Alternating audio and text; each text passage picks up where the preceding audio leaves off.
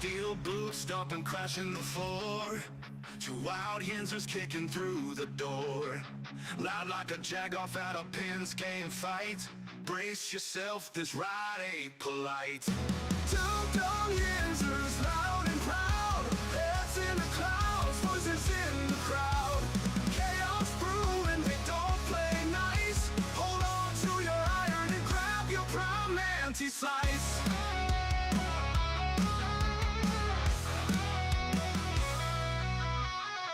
Tales from the burg with a hint of mayhem. Pierogi powered, nothing can constrain them. Knocking back stories like an icy cold brew. You never know what these two might spew. Two Dum Yinzers, loud and proud. Heads in the clouds, voices in the crowd. Chaos brewing, they don't play nice. Hold on to your iron and grab your prime anti-slice.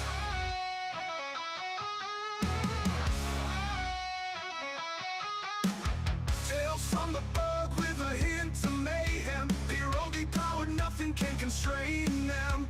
Knocking back stories like an icy cold brew. You never know what these two might spew. Two Dum Yinzers, loud and proud. Heads in the clouds, voices in the crowd. Chaos brewing, they don't play nice. Hold on to your iron and grab your prime anti-slice.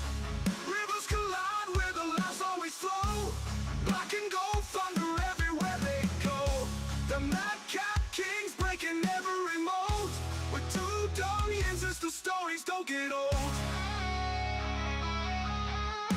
Two Dum Yinzers, loud and proud. Heads in the clouds, voices in the crowd. Chaos brewing, they don't play nice. Hold on to your iron and grab your prime anti-slice.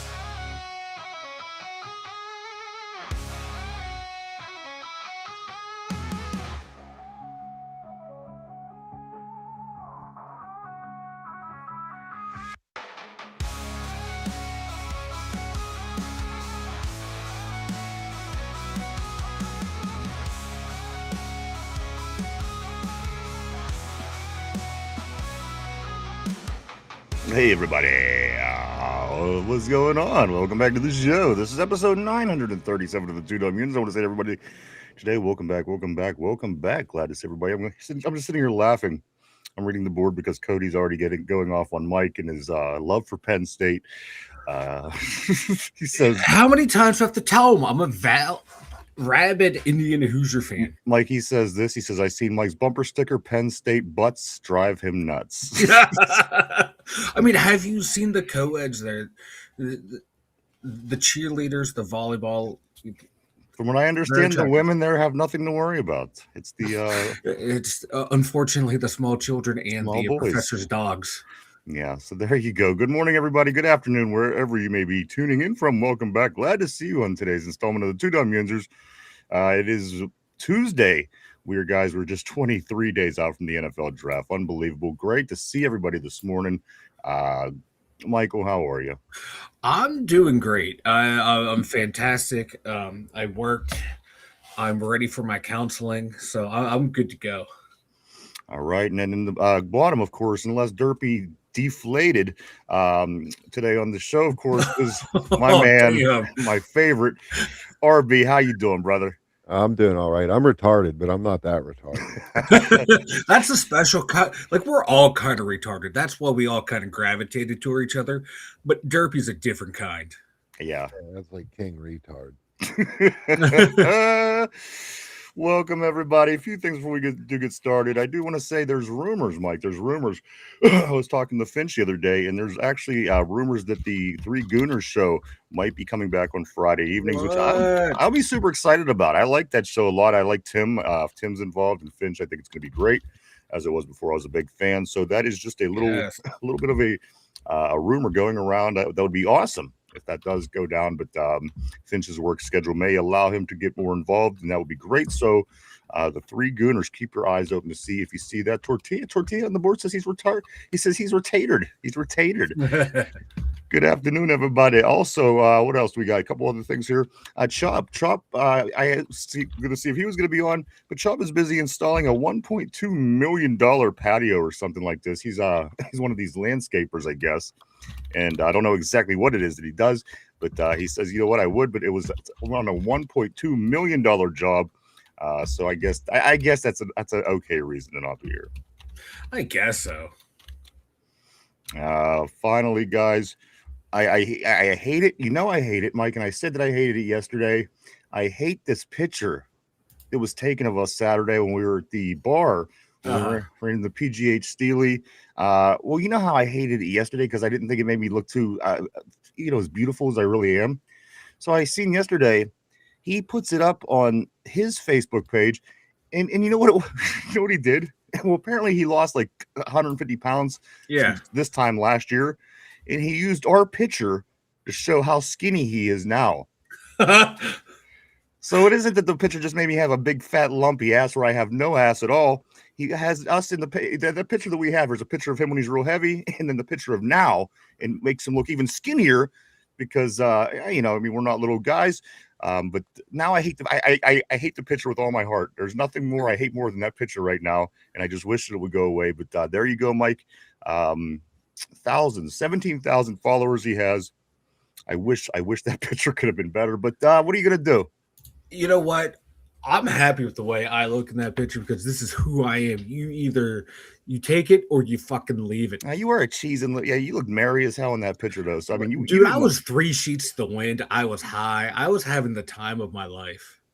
Everybody wants to see the picture. If Mike pulls it up, we'll look at it, but not for we won't stare at it or anything. We'll just pull it up and check it out real quick. Welcome everybody. Let me get to the board. I want to say what's up to everybody before we do get started. RB, how you doing, my brother? The draft is just right around the corner, 3 weeks and 2 days away. Things kind of seem to sort of change as the past week since the last time we spoke to you have come around. Some new revelations that Mike McCarthy is saying we have no problem. We're happy to go after a quarterback in the draft. How you been, man? And what's your overall summary of what's been going on in all regards to the draft? I've been pretty good. A lot of what you're getting now is lip service. I don't think much has changed. Okay. I still think you got to go trenches early. I mean, yeah, I don't like the quarterback situation any more than anybody else, but there's nobody in this draft that's really going to fix it either. And that's the way that it seems to me. And I don't follow a lot of these guys like these guys do in college, and that just seems this way to me. There's nobody that really stands out, and even Fernando Mendoza, we still don't know what we have in him either. I don't think so. Whatever. I'm not a big fan of Mendoza, honestly. I watched a lot of his film. He kind of seems like a talent thing that he's always played with, but he kind of seems indecisive at times. And you only really see him go through 1 or 2 reads, which again, that could just be the talent that he played with Indiana this year. The guys were open when they got there, but he didn't seem to process past the first 2 reads all that well. And he kind of seemed a little jittery in the pocket. Like it wasn't I agree. anything crazy, but you could see his feet never fully set at times. And I don't know, stuff like that to me, it's really hard to fix. And especially going to the Raiders with a bad offensive line, that's not going to help you. And he's going to be expected to start right away as well. Yeah, no weapon. Yeah, like not outside of what Brock Bowers. That's it. Yeah, who's he throwing to? And I mean, if you only have a tight end, you're in trouble. You can scheme tight ends away if that's your only concern. Yeah, you can, unless you're the Steelers. Oh, that's true. Yeah, somehow this team managed to be 10-7 last year. Let's say what's up to everybody on the board today. Welcome, Cody. Cody says, "What up, boys? What up, man? Always great seeing Cody Silva on the terrible board today." And you know what? I kind of have a change in plans today. I told Cody yesterday that I was going to counsel Mike. However, there seems to be a little bit of a snag in the plan. Mr. Mike thinks it's hilarious. He says, we're going to do a counseling on me, so I'm going to drink today. So what I'm going to do, it just poo-pooed the plan. You can't counsel somebody that's actually drinking when they're being counseled. I thought that would make the bit even funnier. No, it's not funny. I apologize. So I'm going to have to do a pop-in counseling some day when Mike's least expecting it, because he was up at the bar. He was loading up his glass. I thought, you know what? I can't. He's just going to make a mockery, so I can't do it today. So I apologize. As a matter of fact, it ain't my fault at all. So if you're upset be upset with Mike. Well, if you want to be upset, I got something that you can be really upset with here, Ryan. Let's check it out. Let's check it out. Let's check out Ryan's lumpy butt. Let's take a look. See. Is it going to come? There we go. So this is from Saturday night. This is me, Mike. Okay. Now, it's not as bad now. At first, I thought it was a lot worse. I'm going to tell you why. If you look to my right-hand side, see how my shirt's hanging out the bottom? And I thought it was closer. The edge of the picture was closer to my actual ass. And when I first saw it, it looked like I had a bit. But here I don't. Here, you see what I'm saying? I don't know. I don't hate the picture right now. I don't know what it is. Did you do something to this picture? I did not do anything to this picture. You look, man. You actually got color. You got color. I'm worried about the stain on my shirt that I see, my gut hanging out. I can't. I got to get rid of this picture. I'm making me self-conscious. I can't wait for the. I know. I like the picture more now. That I know. Hey, man, I'm on the Wegovy now, so pretty soon I'll be looking like PGH Steely, nice and slim. I just thought, damn, that's fucked up. Because, like I said, he just used that as an example to show how skinny he's became. I know, right? He picked the two. Oh man, we got Big Sexy here. We got Vanilla Thunder. We're gonna show him how it's done. And you see that the screen is bigger and wider. So obviously, when I'm looking at my phone and it's smaller, it looked different. It looked like my ass was going off the camera, which in theory made it look like a big fat lumpy ass, which I don't have. But I told that teacher she got a lumpy butt. But anyway, now I feel a lot better because you're not feeling so good about the picture, and I feel a little bit better. So it don't bother me. I think it does. I think it bothers actually doesn't. I'm gonna put that picture. I gotta put that up everywhere now. You put that up anywhere. I don't give a fuck. I'm 45 years old. I've given up on life. Man, that picture shows it. No, you haven't. Actually, I haven't. I know, but let me get back on the board right here. Cody says Mike loves Penn State. We all know that Mike loves Penn State. I do love Penn State. We suck, but I love Penn State. I'm like a Browns fan. I will stick through the thick of it, man. I'm there to the bitter end. Let's see. Tortilla, my man, all the way from Sacramento, California. He says Cody loves MVS. Cody loves MVS. Steeler Freak says this: your late Ryan ignores me like my ex and doesn't call you. He has derpy disease. Oh, wow. Let's go right here to Yinzer Joe. He says, what's up? Yinzer's always great seeing Yinzer Joe on a terrible board. My man, hope everything is going well for you. Cody says this. I seen Mike bumper stickers. Says Penn State butts drive him nuts. RB, this is what John Steeler Freak says. He says, I bet RB can tell us the best player available for each position. He's shaking his head no, but you know what? I didn't do anything on center or edge this year at all. It's just two things I didn't think we were going to address at least early. I mean, I watched a couple late round edge rushers, but I haven't watched any center. I haven't really watched much outside linebacker. Like I watched a couple inside linebackers. I've only done about 15 or 20 corners. So no, there's probably something I missed this year. He's probably, I got to be honest, probably the closest to knowing all that stuff that anybody that I could even find or know of in my life. RB is certainly on top of things. Let's move on up to board here. Tortilla says, I'm retated. Chad Schrader, what's up, brother? Always great seeing Chad. He says, what's up, Ryan, Mike, and RB? My birthday over the weekend was successful, and the sports card show was also a success. That's amazing. That's awesome, Chad. And happy birthday to you. 32, right? If I'm not mistaken. Cody says Tortilla is retarded. I seen it. Gang, Jamal in the house. Always great seeing Jamal. What's up, brother, man? Cody says show the picture. And there it was. You know what? It wasn't as bad as I thought. I'm glad you put it on a bigger screen, Mike, because now I feel better. Since Saturday night, I kind of felt self-conscious. That's a terrible picture. I wasn't standing up right. It looked like but anyway, Mike looks merry and jolly, and the fact that makes him a little uncomfortable makes me feel better. So I like the picture. Jamal says, "Where's the picture?" Of course, there it was. We showed it. I'm sure Mike is going to put it up right now. Yoel Chavez. I do want to say what's up, Yoel, to Yoel on the terrible board. Yeah, see, that's not that bad. It looked a lot different because the picture was smaller. I don't love it, but I don't hate it either. I don't hate it either. Because like you said, we were drinking and it was I was having a good time. I don't give a fuck. Yeah. All right.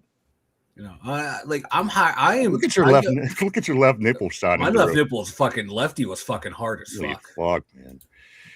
Let's go right here. Jamal says this Vanilla Thunder was high as hell. Laughed my ass off. Cody says, let's stare at it. For a while. Let's go right here to Jamal. He says, "Smile, RB. Just bust a smile real quick. It'll make you feel better." No, it No, won't, the Russian RB. and me don't let that happen. Too That's much awesome. Russian. Love it. User Joe says this. Hey, what's up with Chase Claypool working out with Pittman? Will there be a reunion with Claypool instead of drafting a wide receiver? LOL. God, I hope not. No. I'd cut Derpy's left testicle off if that happens. And guys, you got to remember, our wide receiver room is just DK, Pittman, Roman, and Benny Sco right now. That is our wide receiver room. So we're going to get into RB's head just here shortly to see how this is going to play out. And can enough be done in the draft to make this a strong wide receiver room overall? Yes, of course, 1 and 2 are pretty good. And beyond that, we'll talk to RB here shortly. Finchy says, "Hey, dudes, what's up, RB?" Jamal, gang to Finchy, gang back to Jamal. Cody says, "This Mike McCarthy looks like he ate Carson back." He does. And this is coming from a fat guy. He's beyond fat. He's a jolly little. He's jolly. I think fat guys in football are great, though. I do too. It's a staple. You need fat slobs in football. It's absolutely, and in comedy. Yes. Yeah. And so I think that's where I'm the comic relief. I'm the fat comic relief. I'm going with that. I am the Jonah Hill, the John Belushi of this podcast. Like, I wanted them to bring in that slob that Michigan hired as the interim coach towards the end of the year, Biff Pelosi or whatever, with the cut-off shirt and his tits hanging out the side. That guy just doesn't give a shit. Yes, you need fat people with football. No two ways about it. Right here, Cody says, "What's up, Cody Finch? Cody, everybody. Tortilla says, "Carson Beck ate my car keys." Tyrone in the house. What's up? Always great seeing Tyrone. His Red Legs beat our Buccos yesterday 2-0. I'll get that information out here shortly. Welcome. Always great seeing Tyrone, the GOAT, on the terrible board. He says JPJ is the GOAT. Finchy said this. He says, "Glad you guys had fun with PGHD League the other night. Sorry I couldn't make it. It's all good, bro. We know you got to work."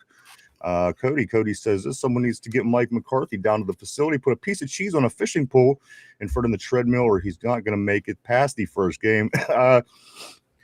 Just everything that's going on in the South Side. I got to be honest with you. I wouldn't want to go down to the South Side. Maybe Mike McCarthy will lose his weight by running from all the violence over the weekend. So much violence over on the South Side lately. It's been crazy. Crazy shit going on down there. Did you see how McCarthy was all excited that he actually talked him into buying new office furniture? No, really. It was like a big deal. McCarthy was thrilled that they bought him new office furniture. It's probably been the same furniture since Chuck Noll was there. Said it was there from when Cower was there. Holy shit. And it's probably had plastic on it since Tomlin's been there, right? They probably never put that little film. I got the joke. It was funny. That was a funny joke. That was a good one. All right. Let's go right here to get to Joe. He says this. "I don't know if I'm sold on Mendoza either. He played 20 games, 8 and 23, 11 and 24, was a red shirt in 22. I'm glad we're out of his reach." I am too, to be honest with you. Dude in the house. What's up, bro? Always great seeing dude. He says, "Afternoon, fellas." Aaron Jade, I was worried about you. I was worried yesterday. I said, "Mike, we're almost through with this show, and I haven't seen Aaron." But somebody jumped in. I think it was Ty. Ty jumped in and gave the "Here we go" Steelers with the Rockets. Came through in a pinch, but great to see you back today, Aaron. And then Aaron Jade got us in the comments after the show later in the evening. He popped in. Did he? He did. I was Johnny on the spot, man. Liking it, commenting back, because it made the day. How about Yinzer Joe? He says, "How about IPA on beers, then RB, LOL." Let's go right here to Corey. What's up? Always good seeing Corey Beavers on the terrible board from Don't Drink That. He says, "Hey, guys, just a little YouTube news. If your views are showing lower than usual, it may very well be the fact that YouTube is going through a data outage where it's experienced lags and views in CTR." Well, thank you for the information. Yep. As well as impressions, Corey is saying. So we appreciate that news. Always appreciate. Aaron says this coming up in July. I'm sorry. Want to go and grab some drink and lunch? Yeah. Oh, you're coming up. I got you. Yeah, man, for sure. July, absolutely, man. Keep us posted. Hell yeah, brother. Cody says this. He says, "I don't know. Ryan Somber is a real sicko when it comes to knowing draft people. Also, let's go right here to Somber. What's up, dude? Always great seeing Somber on the terrible board. He says this on Caleb Johnson from Mike McCarthy. I am aware of their past experiences, but this is a Catholic operation. And you say 3 Hail Marys and everybody has a clean slate. Let's go to work. Tay, he says that's via Faraball. Also, Cody says, Ty says, Dad Cody. Facts, Cody. Let's go right here. Tyrone says, glad to hear that Somber. Seems Mike McCarthy giving KJ and Roman a fresh start. He sure is. We'll get on into that here shortly. Cody says, Mike, you're more like Chris Farley. You're more like yes, Chris Farley. That's the fat guy that I forgot. I am a Chris Farley guy. I don't do the cocaine, but you know that's what made him Chris Farley. That's what made him Chris Farley. I don't know if my heart can take it, RB. I just don't know. Yeah, Chris Farley without the cocaine. I don't know. I don't know if he's even. I don't know if he's that funny anymore. I'm a fat guy who likes alcohol and weed. You know, I can be funny on those. Let's go right here to Tortilla. We don't live in our furniture. We don't live in our furniture. Mike Tomlin, I think. Cody says, did he break Mike Tomlin's chair? Yes, everybody. Welcome back to the show. Pittsburgh Pirates dropped the game to the Reds yesterday. 2-0. Pirates dropped to 1-3 to kick off this season in their first 4. Back at it today against the Reds at 6:40 for game 2 out of 3. Bubba Chandler will be on the hill for the Buccos. Pittsburgh Penguins, Mike, they get back in the driver's seat, at least for second place, as they beat the Islanders 8-3 last night. They jumped the Islanders in the standings as Penguins. They improved to 37-21 and 16.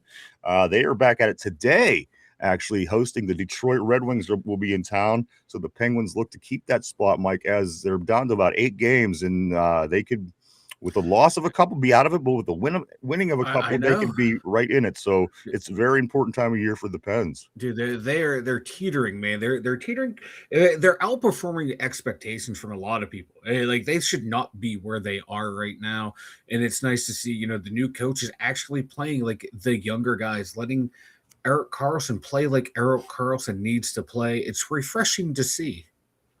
That's good. We're going to keep our eyes on them. And as I said, they do have the Wings tonight, Mike, trying to stay in the driver's seat in second place with that 89 points. As I said, leapfrogging, or what is it now? 89, leapfrogging the Islanders. Yep. So, again, huge game against Detroit today. How are the Wings now? Like, I quit watching hockey in like the early 2010s. They're not doing really good right now. They're definitely not what they were. They're not what they were. I was a Wings fan because of the whole Russian thing. Yeah, right. Oh, that's pretty awesome. Yeah. They're out of the playoffs right now. Who the Red Wings are? Oh yeah. They're a middle of the pack team right now. They're not what they once were. I couldn't watch hockey anymore. I think it's like the one professional sport, maybe besides basketball, it's just like digressed in actual talent. I know. Hockey, though, man, they're letting the goons take too much away from like the stars. Like, hockey does not want to market Crosby, Ovechkin, McDavid, all these guys. They'd rather like, oh, here's a big fight. Go watch this. Fights are fun, but you want to watch it for the stars, and they don't know how to market it. I mean, I did like that kind of stuff, but the problem is you can't market the goons and the buffoonery and stuff like that, and then go around call such sissy penalties on stuff. I know. Exactly. Like they want to live in both eras. Let it go like 80s, or just completely NFL it out and just make it like a track meet out there. Yeah, you know, more people will probably tune in once they see, 6-7 score. Fuck yeah, let's go. What's this? 9-8? Hell yeah, there's a lot of action. That's actually why I kind of quit watching, because the action actually kind of picked up. Like, when I played sports, I was always like the enforcer, the defensive kind of guy. So you're Russian. The Russians have some of the greatest players of all time, man. I would hell yeah, I would have him out there killing people. And you played RB. You know, we have a couple revelations. We did reveal yesterday. Yes, if people forgot, you did win the CBS Pick'ems again, pretty convincingly. You were in first place all season. Very impressive. I kicked off the last week too. You know, the first couple of weeks, like, I was doing the same thing. I was like, let's have a little fun with this. And then once I seen, like, you know, RB was serious as dog. You know what I mean? He was like, he got so far ahead. I was like, oh shit, now I have to really try. I hung in there, but you know what, RB, he was a whole different beast. I do want to say congratulations to him. Super talented man. But also, we do know that maybe in high school you might have had a a little run in. You had some competition yourself of some guys that might have made, or at least one guy I know for sure that might have made the NFL. You want to talk about that a little bit? Yeah, I played Erie Cathedral prep my senior year, and I lined up against this guy. They called him Robert Sanders at the time. Ooh. And me being a big, fast, tall guy, like I just started running my mouth a little bit. Caught the first pass off the line for about 60, 70 yards, somewhere in that range. Got up and let him know about it. And he told me, he said, "You just made the worst mistake of your life. You ain't catching another damn ball the rest of the game." I was like, "All right, buddy, we'll see." I never got off the line of scrimmage the rest of the game. And that's Bob Sanders, everybody. You guys recognize that name, of course. Oh, that dude was all over the place. He returned 2 kicks for a touchdown, a punt for a touchdown. He ran for like 237 yards at a halfback, and he had like an interception. Isn't it amazing? Isn't it amazing how the guys that make it to the pros, how they perform when they're in high school? People have no idea, like the actually see it. Like, you're right. It made me feel terrible. Like, and you said, you're fast, you got good size, and for somebody to make you feel like that, they had to be something. So just very interesting. That was something that I picked up from you in early conversations. I thought was pretty cool. Bob Sanders and Big RB going head to head. I think that's pretty awesome. Let's get back on the board here, see what's going on with everybody today. We got a lot to get into. We do got RB in the house here for a little bit. Also getting closer, as being set on the board, 23 days to the draft. So we will be seeing more and more of RB as we get closer. I do know that his availability is helping that as well. So I'm looking forward to all the insightful wisdom of RB. Let's see what else we have going on right here on the board. Let's see. Somber.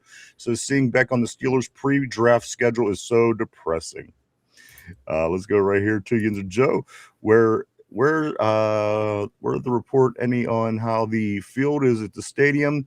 It is still real grass. I hope it's an upgrade, especially if we plan to have college or high school play on it too. Tyrone says, shaking my head, please, no Beck. Somber, I haven't really seen any updates on the grass, just the seats. They are, of course, replacing the upper deck seats.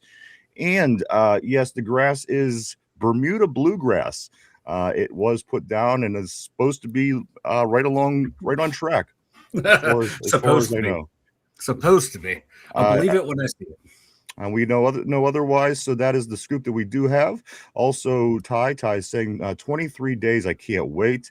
I can't even believe it's 23 days, guys. Just 3 weeks from Thursday coming up. Pretty unbelievable. You still going? Jamal's asking Ty. Ty says, make sure you like and subscribe. We appreciate that, brother, as always. Cody says the price is wrong, Bobby. The price is wrong, Bobby. Yinzer Joe says, I was a quarterback from my high school in Warren, Ohio. Isn't that where Durfee's a quarterback? Yeah. Well, at least he went to high school. He wasn't a quarterback. He wasn't the quarterback. Yeah, but Warren, Ohio. Yeah, I'm pretty sure. Were they the Indians? I just want to know if that's the team name, because that's where Durfee went, if in fact that is. He says this, I played quarterback when I was in high school in Warren, Ohio. I played against Big Daddy Wilkinson, Big Daddy Dan Wilkinson. Absolutely. He was the hardest hitter I ever came across. I thought 2 times about getting up. I remember a Big Daddy. I was one of them few players in like divisionally that teams had. So I was like, man, I wish we had Dan Wilkinson. I know. He was with us. It was like him and Saragusa. Yes. I always wanted Saragusa. I did too. And he was a Pitt guy, so I loved that. And he was a big fat guy. Big fat Dago. I loved him. Absolutely. Give me the big fat guys, especially if they're like any kind of Polynesian. Like I always wanted Hello Unada too. Give me a big fat Polynesian. Yes. I was so pumped to try to draft Siaki Ika like 3 years ago, which I did see this weekend. He's trying to make a football comeback now after some back problems. He is in the UFL. Okay, because I know when he was coming out, man, I was like, oh my god, if we get this big fat bastard, just plop him in the middle of the line somewhere, I'd be happy. And Cleveland took it. I'm like, oh, Cleveland will use him, right? And then next, I seen they had him playing like defensive end in training camp and in preseason. I'm like, what the hell are you doing? Like, right. That surprised me from Jim Schwartz. You think he would, like you said, would know how to use him properly? Put that fat bastard in the middle and say, hey, just create a mess. Absolutely. Let's go right here. Ty says, I don't think I'm going to go. Let me see. I don't think so. Shit was too expensive with the hotels. Definitely, it's going to be a hassle, and I don't blame. I don't blame people for not, especially if you're not familiar. Listen, say you're on the bridge and you got to make that last split-second decision to go downtown or to go to Monroeville or to go Can you imagine all those people trying to make these last splits? There's going to be accidents and people are going to Buy be killed. stock in insurance companies now. Absolutely. It's going to be a nightmare. I can't imagine that it won't be, because driving in Pittsburgh is a nightmare for people from Pittsburgh. People are going to be here from everywhere. 800 up to almost 750,000 people are saying right now.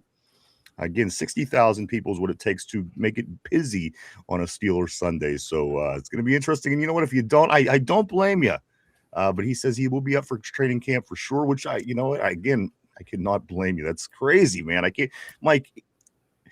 Being from here, you start to think to yourself, maybe, all right, if they do this, it'll be okay. If it ends up, there's nothing that I can even wrap my head around, like, to make me think that this is going to be even doable. No, none whatsoever. I'm trying to figure it out how they can do it.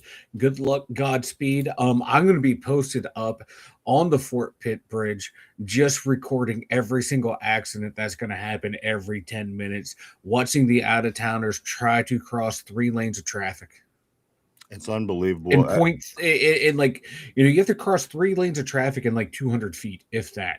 Good Where luck. the hell are people even going to park? People are going to start like parking in like Monroeville and like taking the hour and a half fucking Probably. Express. Probably. And the sheets come out, so they are going to pay for the tea. They are going to pay for a few things to help people get around town, which they're saying don't drive anybody. Don't come to town. Take buses, take this, take that. So again, Start walking now, people. Start walking now. To go into this thing was always my dream, and it's like the closer we get, the more it's like I'm not doing this. I'm not getting stuck in that town for 3 or 4 days, because even people don't know. Even getting out of there is going to be a nightmare then, in any direction. Oh God, people don't know, and people are going to try to get it in like the lane that shoots up by Station Square. That's just for like carpool lanes and shit like that. It's going to be a fucking shit show. The cops are going to make so much fucking money. And I remember once it took me like an hour and 15 minutes just on a normal day, not the draft, just like an hour and 15 minutes to get from like 4 miles to the Boulevard of the Allies. And it was and then you got to know that everything that's usually expensive in the city is going to be very expensive, because they can and they will, and they're going to make a lot of money. No two ways about it. Let's get back on the board to see what all is going on. Guys, I don't want to miss out on anybody today. Let's go to end of days. Always great seeing end of days on the terrible board. He says 23 days. Thank God. Just a little over 3 weeks, if you can believe it. Hello, bros. What's up? Just learning. Always great seeing you as well, my man. How you doing today, sir? Great seeing you on the board. Yinzer Joe said he was a Howland Tagger. I think Derpy was a Warren Indian, I think. A Warren Indian. Tortilla says it's been 7 days since the Steelers signed somebody. I need my fix. Well, hang in there, man. Whether we sign anybody else in the meantime, just 3 weeks away, we'll have a handful of new players. Jamal says, yeah, I bet training camp will be better than the draft anyway. Save your money. And it is. It's not as crazy going up there, because again, this is league wide. It's not just Steeler fans piling in. This is people from all around the country, Ohio, California, the Midwest, South. It's going to be something. So it's a whole different beast. And again, RB and Mike, something that nobody's ever experienced before here in Pittsburgh. This is brand new here, the biggest sporting event ever in the city of Pittsburgh. So it's going to be an experience one way or another for everybody. No, it's going to be an experience, all right. I hate to say this because the league don't want to do it. They need to go back and just put the damn thing in a building and sell tickets. I know. Yep. And they started building the stage. I seen the beginning of the stage being built as the 3-day NFL annual meeting is wrapping up today. The stage is being built for the draft. So, we're just at that point, guys. We're turning the page, Mike, getting ready to head into the draft season. And but after that, there's not too many steps. Again, we get through the free agency. We got through putting a coaching staff together, get through the draft. There's not really a whole lot more between now and preseason. And I dig this. I like that. Yeah, me too. And back to the draft real quick. I might be in the minority here, but I much preferred it when it was a Saturday, Sunday draft. Rounds 1 through 3, and then 4 through 7. I love that so much because I would go to the bar, post up for rounds 1 through 3, and then rounds 4 through 7, I'd just do a bunch of fucking yard work and have it playing on the radio. Let's go right here. I want to say good morning, good afternoon to Richard. Richard, he says it's going to be insane for the draft. Trying to get a room downtown is almost impossible. I can't imagine how expensive rooms are if you could find one. I know people are renting houses, rooms out in their houses like for $300 or $3,000 or $5,000. It's crazy. Again, if this is what people are going to be paying, imagine what businesses are going to be charging for a bottle of water. Things like this, it's going to be crazy. It's going to be a shit show. Somber says, does Pittsburgh have those rental scooters, the green one? I think they have something. Maybe. And they have the guy on the buggy with the horse that and the guy on the buggy, what is like a rickshaw? He rides around and pulls you on that downtown on his bicycle. They got stuff. We could make some money on that. We can get one of them carts and just put one of them rigs around Derpy, stick the thing in his mouth and whip him, have him walk people around town. That's what I was thinking, RB. Yes. If you could actually get Derpy to the location, I'm all on board. Getting him there is half the battle. Let's go to Richard. Richard says trying to find room for a Steelers game is bad enough. You're not mistaken. Mark Malone, what's up, brother? Always great seeing Mark Malone. He says put your boat up in the river, dock it somewhere. You could do that. It's gonna be a lot of boats in the river. No two ways about it. Dirty Motor Oil. I want to say welcome back to the show. Dirty Motor Oil says this. He says, did we talk about Ben's daughters or processing his past events? You know what I'm talking about. And why does Pittsburgh love creepy Ben? You know what? I'm not following this story, to be honest with you. I do want to say welcome back, though, Dirty Motor Oil. That wasn't what I thought that you were referring to. Mike or RB, do either of you have the scoop on what Dirty Motor Oil is talking about with the daughters? I don't know what he's talking about, but I still find it funny we're talking about this years later after the first lady that accused them has accused 4 or 5 other people and has been a fraud the entire time. And then the second lady wasn't even the one that called the cops. Her friends called the cops because Ben wouldn't let him into the bathroom. That lady said she did everything like, what's the word? Like willingly. Right. And a lot of times this is what people do. They see somebody that has a lot of money and it's this happens all the time. Well, that first lady was it Reno or something? Like it was in Reno where the first time it happened. Lake Tahoe. Yeah, she went after like 3 or 4 people before him. In the article I read, like when it came out, she was bragging to like other people saying, "Oh, I'm gonna have little Bens," and like coworkers were like, no, you're a one night stand." See, I wasn't real familiar with what you were saying. Dirty is saying this. He says Ben's daughters are processing his past events. You know what I'm talking about. Ben doesn't have daughters, does he? He has like 2 sons. He had 2 sons.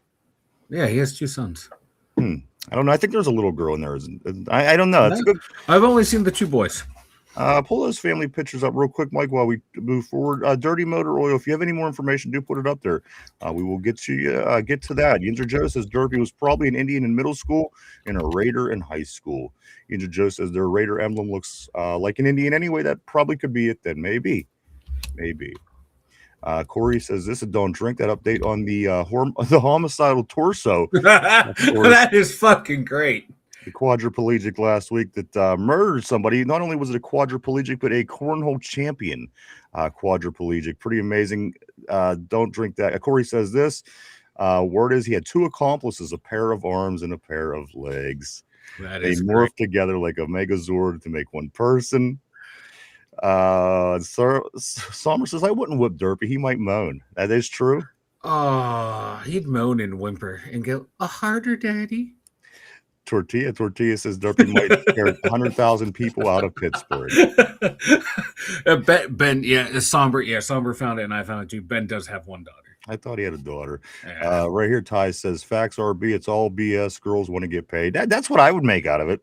Again, nothing more was ever said about it, and everybody outside of Pittsburgh that's is a football fan all just want to continue to say this. And again, I think that if he was, you ever notice none of these women are even remotely attractive either? I know. That's why I don't buy it. It's like, here's a multimillionaire. Like, do you know how much skis he's probably picking up without effort? Like, it's going to be no problem to find something, especially these ones that are coming out. I'm not sure. Like, I could pull something better than that on like $50,000 a year. I agree. Salary, let alone a guy making $2 million a year. Any of the times I see it come out. I agree, and not only does he have money, he's successful. Not only is he successful, he's famous. Not only is he famous, a quarterback in the NFL is a catch. So again, if there was something about this more that I felt really held more, I would give my opinion. But again, it's kind of old. And maybe if his daughter is just now getting into it, I don't know. I don't know what to tell you, Dirty Motor Oil. Let's go right here to Just Learning. He says, Derpy the whipping boy. LOL. Yinzer Joe says, Ben only has boys. Somber says, hey, he has one daughter. Ty says, I was going to say he has two sons and a daughter. And then also Dude says, how many suits did he settle? I don't know. You're young. You're not raping people. Come on. I don't know. But anyway, that's just my opinion, guys. Today we're kind of limited with RB. He will be with us a lot this week. But before he does have to take off for the day, I want to get inside his head a little bit and talk about this, the draft coming up in 3 weeks and 2 days. RB, a lot of the speculation, of course, we talked last time we were on the show, and the guard and the tackle position obviously are very big, and the wide receiver are very big needs in this year's draft. And as I mentioned earlier on, the wide receiver room basically is just DK Metcalf and Michael Pittman Jr. Beyond that, it's Roman Wilson and Ben Skoranek. And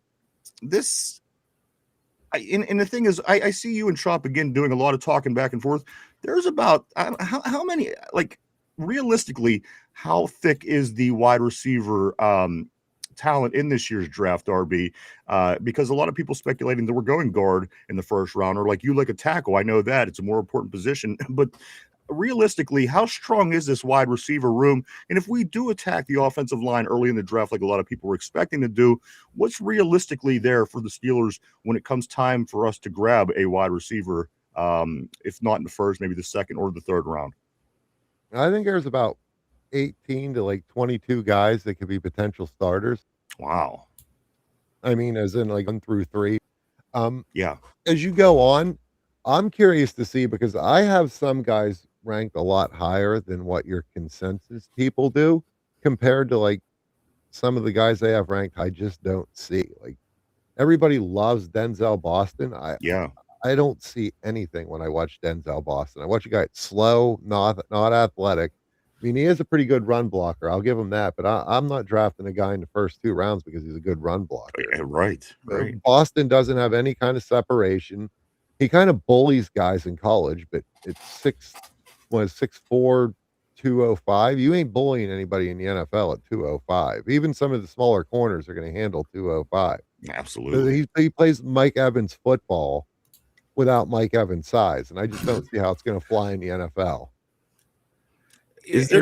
What's worried about him though too is like he didn't do any of the speed test or any of the agility test. I heard, and you don't see it on the film. I heard that he did, but not at the pro day. Before the pro day started, he ran 2 or 3 of them, and from what I'm hearing, he was running like 4.67, 4.72 in that range, and so he just wasn't going to do it when the scouts were let in. Yeah, that's like tight end speed. There's like even tight ends faster than that. Talking about, and like you said on Show Up, like even for a long strider, like myself, I was a long strider. It didn't look like I was moving as fast as I did because strides are so. Even watching his, he doesn't have a very long stride. He's not covering much ground. Speaking, we're on offense talking about the wide receiver position now. Is there a lot of teams in the first round that you see that are going to need wide receivers? And what do you think is basically going to be left once we get to that point? Because, going after that offensive line seems to be the prime cut here. They need to get something over there, at least if it is going to be the guy from Penn State, if it's going to be a tackle, whatever it's going to be. So realistically, who are the top 3, 4 wide receivers that are going to be off the board that we're not going to see just because they're that good and they're just not going to make it to where we are? I could Tyson gone.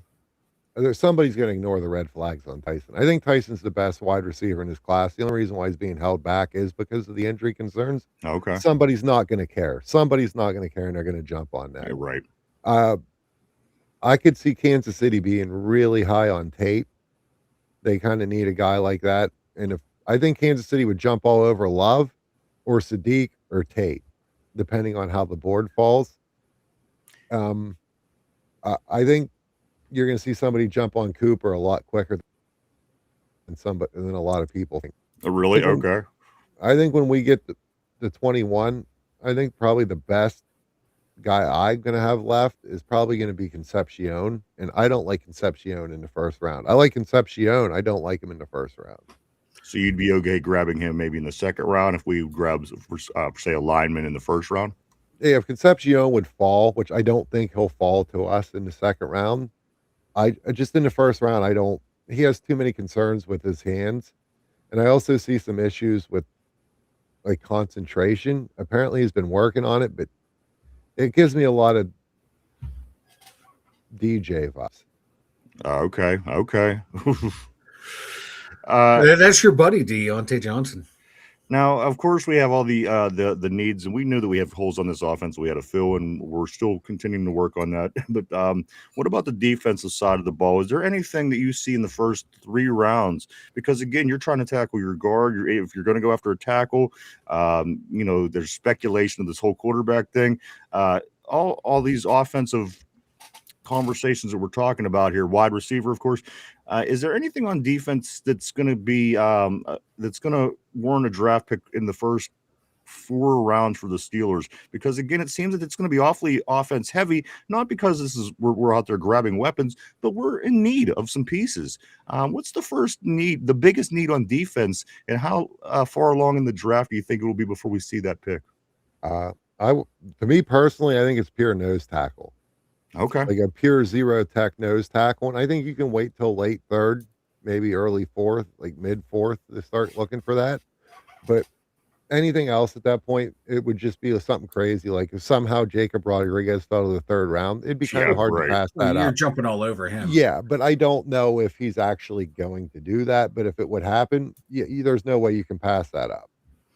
We have 5 picks in the first 100. 5 picks in the first 100 picks out of our 12. That's almost half of our picks in the first 100. What's going to be the position breakdown that you think will be in those first 5 picks? Because you get nice picks in the third round. You could get guys that could be very serviceable. So I mean, these are important. The first 3 rounds RB. What do you feel is going to be, of course, wide receiver? Just give me your 5 position breakdown on how you feel that those first 5 picks are going to go. And this is just, of course, speculation. It's the trend of what McCarthy's done in the past. I think you're going to get 2 linemen. You're going to get 2 receivers, and I think safety and a defensive lineman. And that's fair, right? That's, where does an inside linebacker fall into any story, into anything? Because at the end of the day, I don't know, unless Patrick Queen and his skill set becomes totally changed with the new coaching staff. It's hard to believe he's going to make it beyond this contract that's up this year.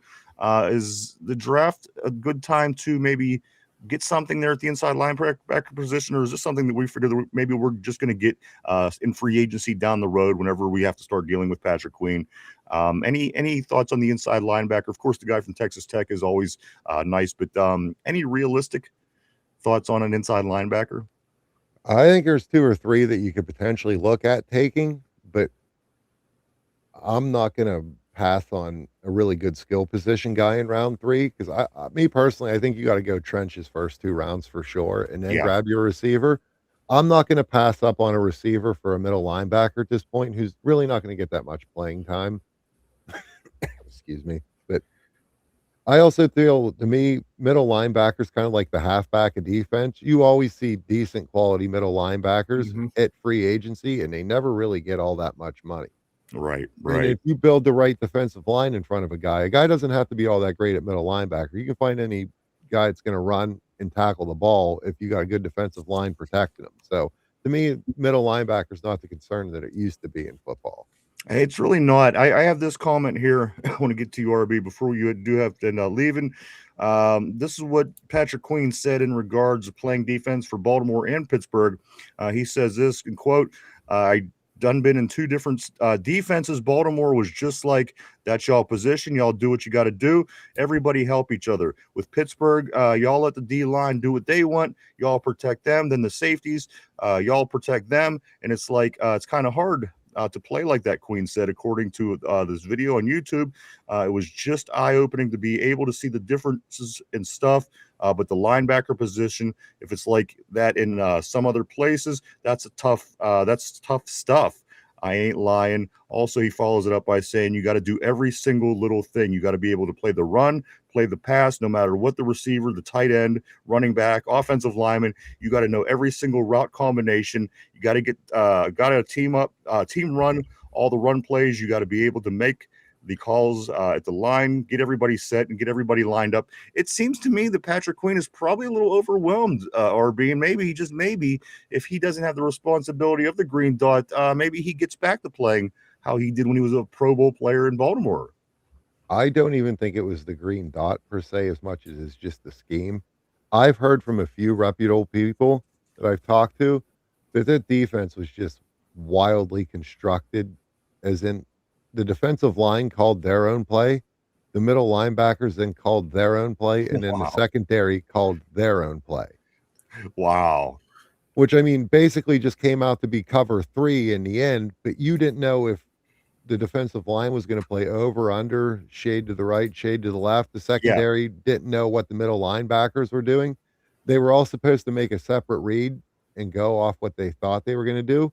And especially for somebody like Queen, who is a run and tackle guy, not so much a thumper, it's going to be impossible when you got the coaches having your nose tackle swim and rip centers and spin moving guards and just letting them guys walk right to the second level to get the linebackers. Like, right. And that was a big sign. That was a big key to me that Pittsburgh's going back to more of worry about the pass line. It was when they brought in D'Amato Pecco, the coach of defensive line, because Pecco offered you no pass rush. But I'll tell you what, Pecco's going to teach you how to anchor your ass and hold a guy up. Hey. And that's what the D line was the best when they were just focused on stopping the run. You know, like go back Casey Hampton, Aaron Smith, Kiesel. If they got sacks, that was a plus. They were just space eaters, but it's like once we got to it, Hargraves, Hayward, that's when it became, oh, let's go get sacks from these guys. And then you started to see teams run on us more and more and more. Oh, who was that guy? I'm drawing a name on the dude they brought in to play nose tackle when Alulu got hurt. When he got hurt. Oh, when Alulu got hurt. Oh God, I can't remember. That kid come in, he was here for like 2 or 3 years. They put him at nose tackle. He was only like 290. He played all right, but I can't even remember. I can't remember his name. Yeah, because I know who you're talking about. But he was out there like purposely like sidestepping centers and letting them go, swim moving guys. And then when he did get in front of centers, they just blew him off the ball like 10 yards. And the kid, I think the kid would have been an all right defensive end, but again, there's Tomlin. No, pass rush, pass rush, pass rush. We got to rush the passer. I don't see why all 7 guys need to be able to rush the pass. Right. No, you just need to be able to just Steve McClendon. Steve McClendon. It was after McClendon. It was after McClendon? Yeah, it was just here in like the last 3 or 4 years. Oh, was it Bugs? No. Montravius Adams. Montravius Adams. That's because we picked him up off the practice squad from the Bears, and he did all right. Then they tried to make him the nose. Yeah, and he would have been an all right defensive end. I think he'd have been a good rotational piece playing end. But and that's how I view Keanu Benton in that Montravius Adams role, is as a D end in a rotational piece, not your starter.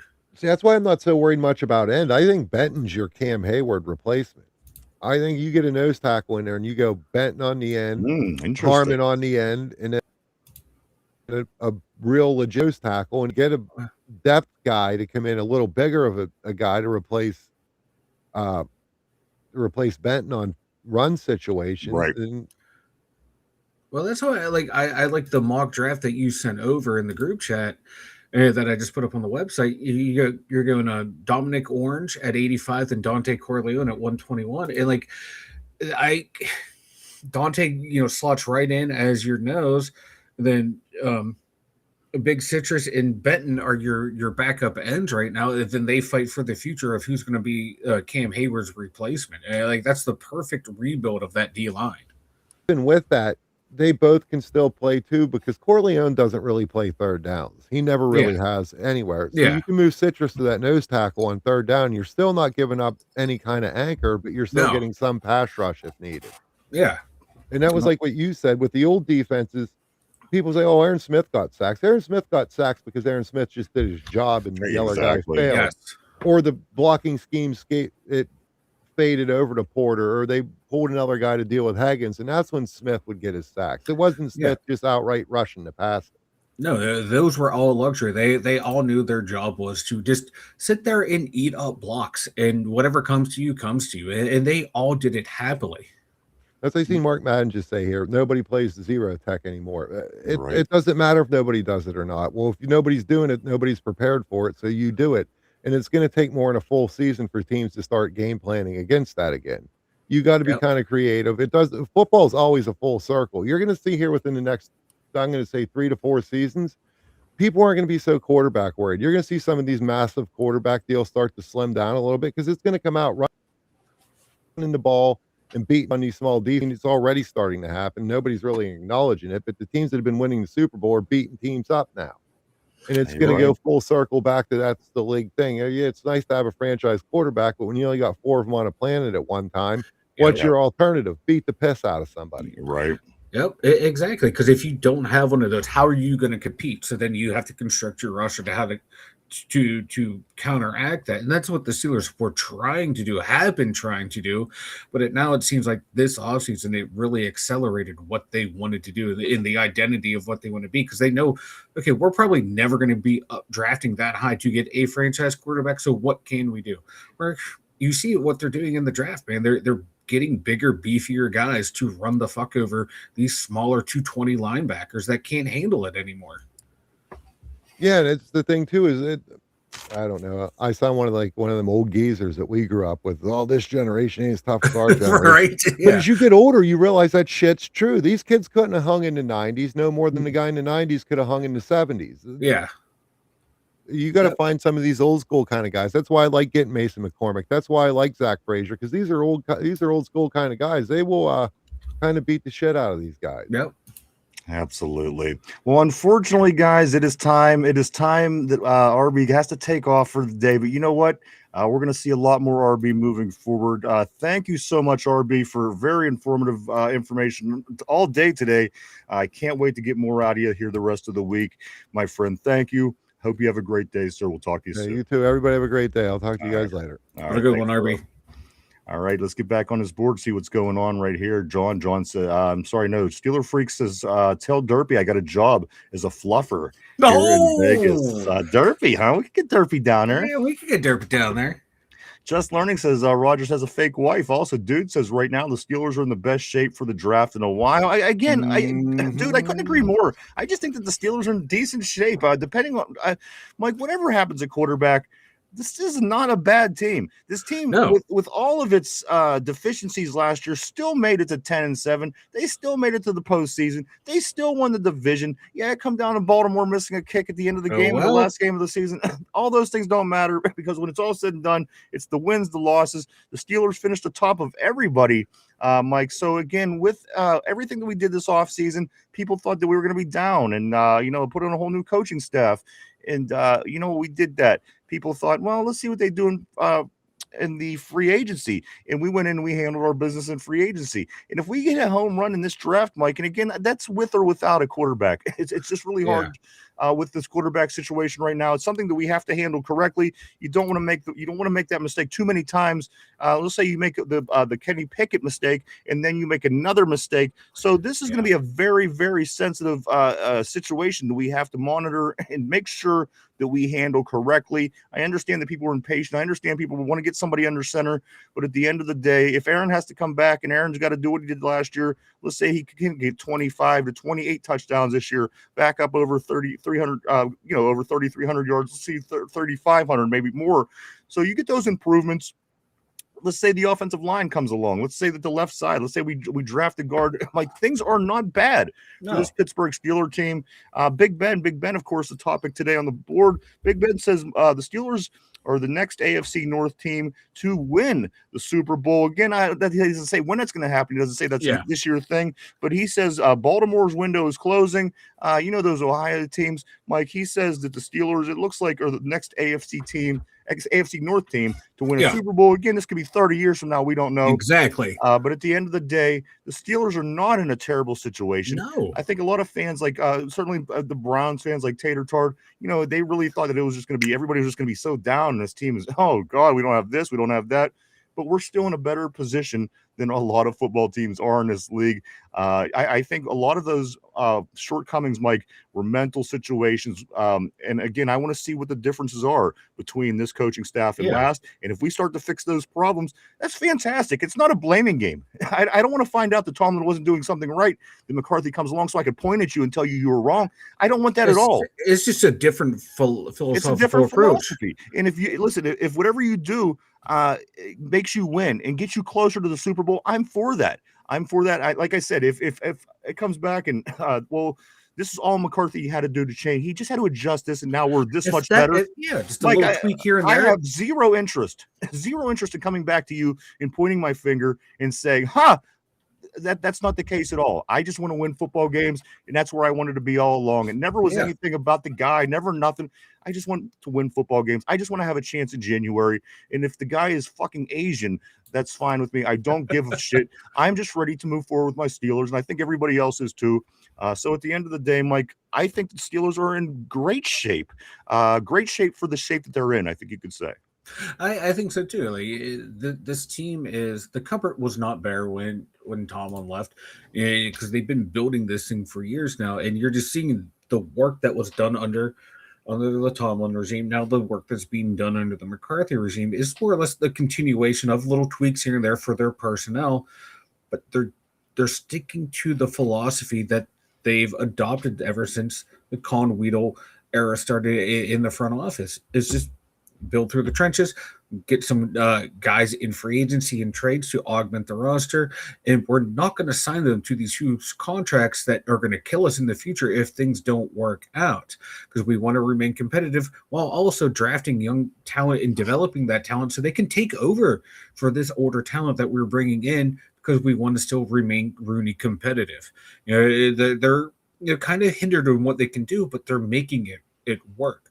Or, are we happy going 10-7 and 1 and done in the playoffs all the time? No, but it could be a whole hell of a lot worse. You can, have 4 losing seasons in a row with no sign of it ever going back to where we once were. So right now, they're chugging along, they're doing the right thing, and they are set up, and they are building a damn good roster to where, you could potentially run this thing with a young quarterback, and that seems to be their goal, is to just build that team and remain competitive, and it's working right now.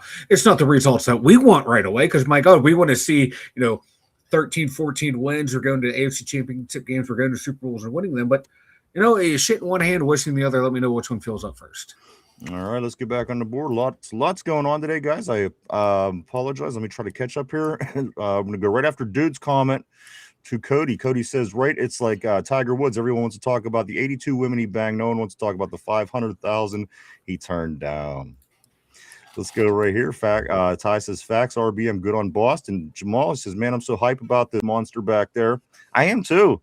I'm really excited. I want to see Dowdle. I want to see Warren. And again, it's going to kind of be reminiscent, Mike, of who was it that left last year? Who was just here before Gainwell came? Najee. How could we forget? So I am too. It's going to be a couple bangers back there, guys. Similar to that, I think. So very excited about that. Mark Malone says, I think the move here is to trade down to the first, grab Concepcion, then nab Pregnon, Rutledge, Dunker in the second round. Jamal says, I want a receiver, the receiver from Indianapolis. Jamal is saying. Mark Malone says, I'd lean more towards Dunker for obvious reasons. The mullet is the mullet. The obvious reason. God, that's the one picture I keep forgetting to set up, is the Dunker picture. Somber says, I was put on Boston like 2 months ago, but he fits the McCarthy build. I wouldn't be surprised. Out. Okay, gotcha. Gotcha on that. Either Joe says Boston seems to win contested catches at the collegiate level. I can't see that transitioning to the NFL level. Players are just better at defending. Absolutely. The best. Nobody in the world is better. Mark Malone, yeah, Cooper may be gone at 21. Tyrone says, I'm more wide receiver in the second, third round. Yeah, Mike.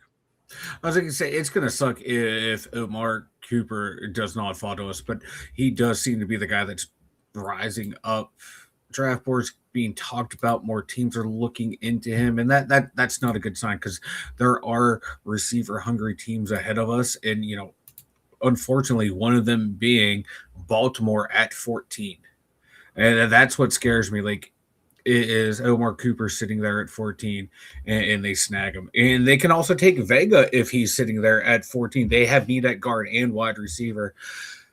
So I could see that, I know we talked about yesterday about trading up to Dallas for 12 with Alex Highsmith.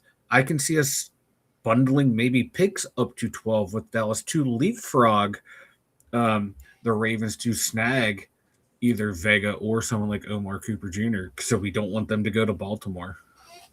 Right here, I'm sorry, Black Magic. Jamal says Cooper. He's from Indianapolis. I'm sorry, Mark Malone. Imagine getting a receiver from India. Jamal's all on board for getting the defensive tackle. Aaron Jade, he says, draft a true nose tackle. That's something you've heard over the years, Mike. Keanu Benton just isn't the guy. He's he's better at DN. He did well that first year in there, but it's just not the position for him. He was a good one in college, but at the pros, no. I think he's a really good pass rusher from the D line. So put him at D end and let him rush passers, man. Somber says yes, free safety, slot cornerback, nose. Somber follows it up by saying inside linebacker, maybe if there's a value there. Jamal says this. I'm sorry, Mark Malone. Jamal, yeah, I think someone nabs him before we pick. Somber says tight end as well, hopefully, but in rounds 4 through 7. Cody says if Kansas City has Rashid Rice, Xavier Worthy, and Carnell Tate, that's crazy work. Dude says Queen forgot how to tackle. And you know what? At the end of the day, that's the most missed tackles in the league. Being confused by giving too much information shouldn't affect the way that you tackle somebody. Well, in the missed tackles too, like, did he take a bad angle on it because he wasn't, like RB was saying, knowing how the D line was going to be aligned? Did like a guard, bump him off his line to where when he got to to make the tackle point, he wasn't where he should be? There's a lot of variables that go into it. So you're hoping that improved D line and play in front of him will help that, because I don't remember missing that amount of tackles the way he did in Baltimore. And no, I mean, that was the point of the whole article before, Mike. There's so much responsibility on his plate in Pittsburgh. It's been a 180 compared to the way that it was in Baltimore, where he was able just to go out and play his position. Now giving all the responsibilities, you start to see his play fall. And again, it could be just not being in the right position to make plays. So at the end of the day, we will see, Mike, this will be something that we learn as is Patrick Queen just been bad since he's been here, or was he not able to thrive in the system that he walked into? This is a question that a lot of people are talking about right now. Let's go to Yinzer Joe. He says, I'd love to shore up the nose tackles, maybe in the 3rd or 4th round, get Orange and Curleone in the 4th. Then we won't have to worry about it for a few years after Hayward is gone. I like both those guys. I have a feeling one of them might be gone in the 3rd round. Like, Corleone has the potential to drop further than Orange, but I'd rather get him early if I can. Like, within the first 5 picks, like I'm going to sound like a meathead here, but give me a guard and a tackle, a wide receiver, and 2 D linemen in my first 5 picks. I'm walking away happy.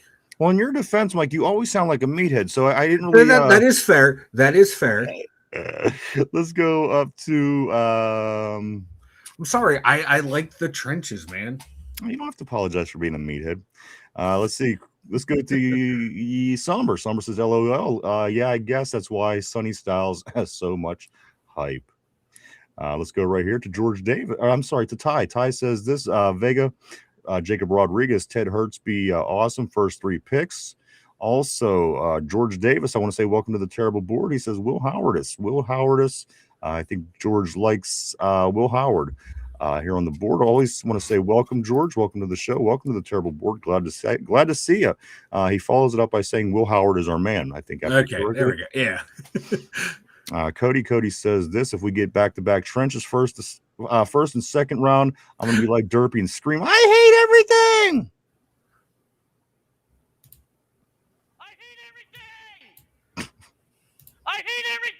I had it queued up, but I had the volume down.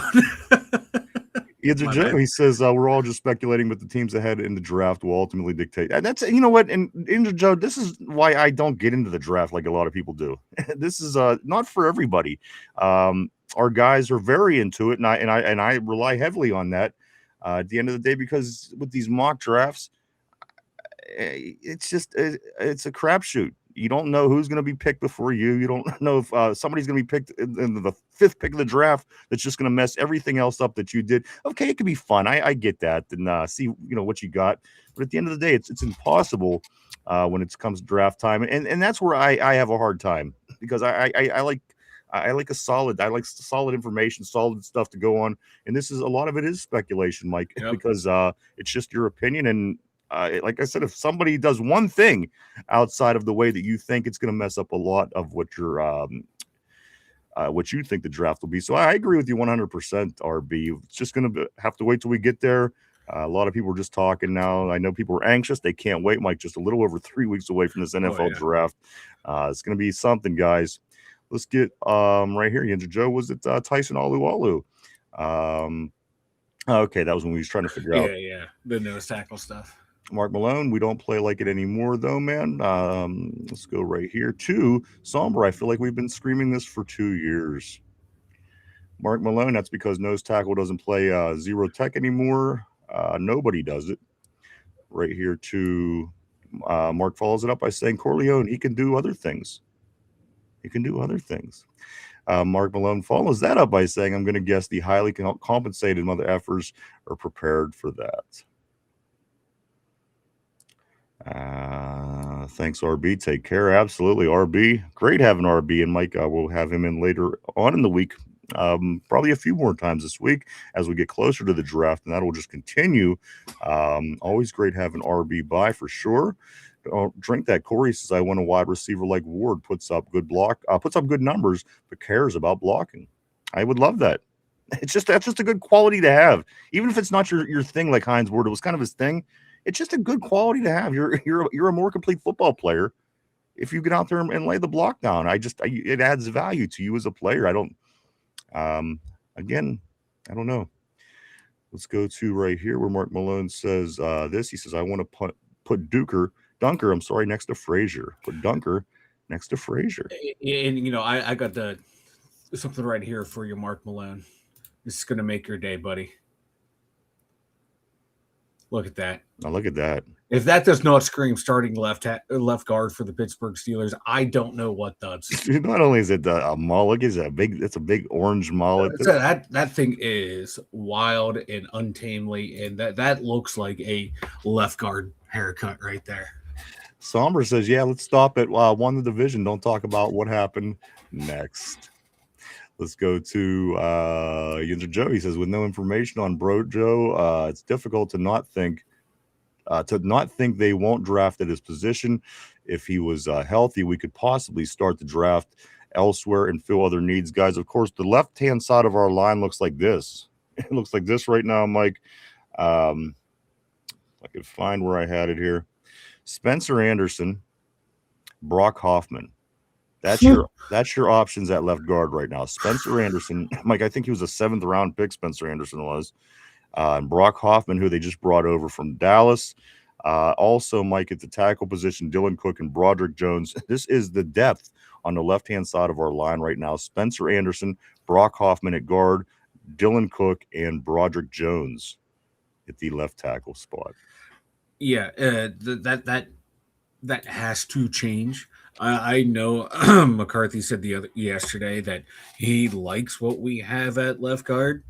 I hope that is a smokescreen, is a just hey guys, we like that you're on the team type thing. Because if you go into the start of the season with Dylan Cook and Hoffman or Anderson at your left side, that is a major disservice.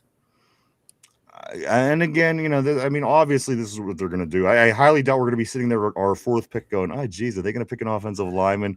I mean, it's obviously this is what they're going to be addressing. They'll be addressing early. So, again, 3 weeks, guys, we're going to be getting some new players, somebody to fill the holes on our team, and again, guys, a couple guys that possibly can potentially be playing a lot of football this upcoming season. Certainly, left side of the offensive line, Mike, and even a wide receiver as a rookie, I think, could make a big jump. On this particular kind of team that we have right now, because again, talking about the scarce line we have, the quarterback room only consists of DK Metcalf, Michael Pittman Jr., Ben Skoranek, and Roman Wilson. Now, Roman Wilson, for whatever reason, didn't get his numbers. Skoranek's a bottom-end receiver when it comes down to it, more of a special teams guy. So if you get a draft, in the draft, if you pick one of these higher talented wide receivers, Mike, certainly at least by the second round, there's a very good chance you're going to be playing a lot of football for the Pittsburgh Steelers in 2026. Oh yeah, you're gonna be playing a ton of ball if you're a receiver, and that's why you. My God, there's some really good guys to find at receiver. If we say we miss out on a Tate, Lemon, Tyson, or Cooper, like Casey Concepcion if he falls down, Bryce Lance. I know a lot of guys like on the board for North Dakota State. Ted Hurst, I really like at a Georgia State. So there's guys down there that you can find, even like Jacoby Lane out of USC. I think he fits the mold really well for what the Steelers want to do. There's value at receiver, and I have a feeling whoever we get, if we get one of them in the third round, they're going to have a really good rookie season. I hope so.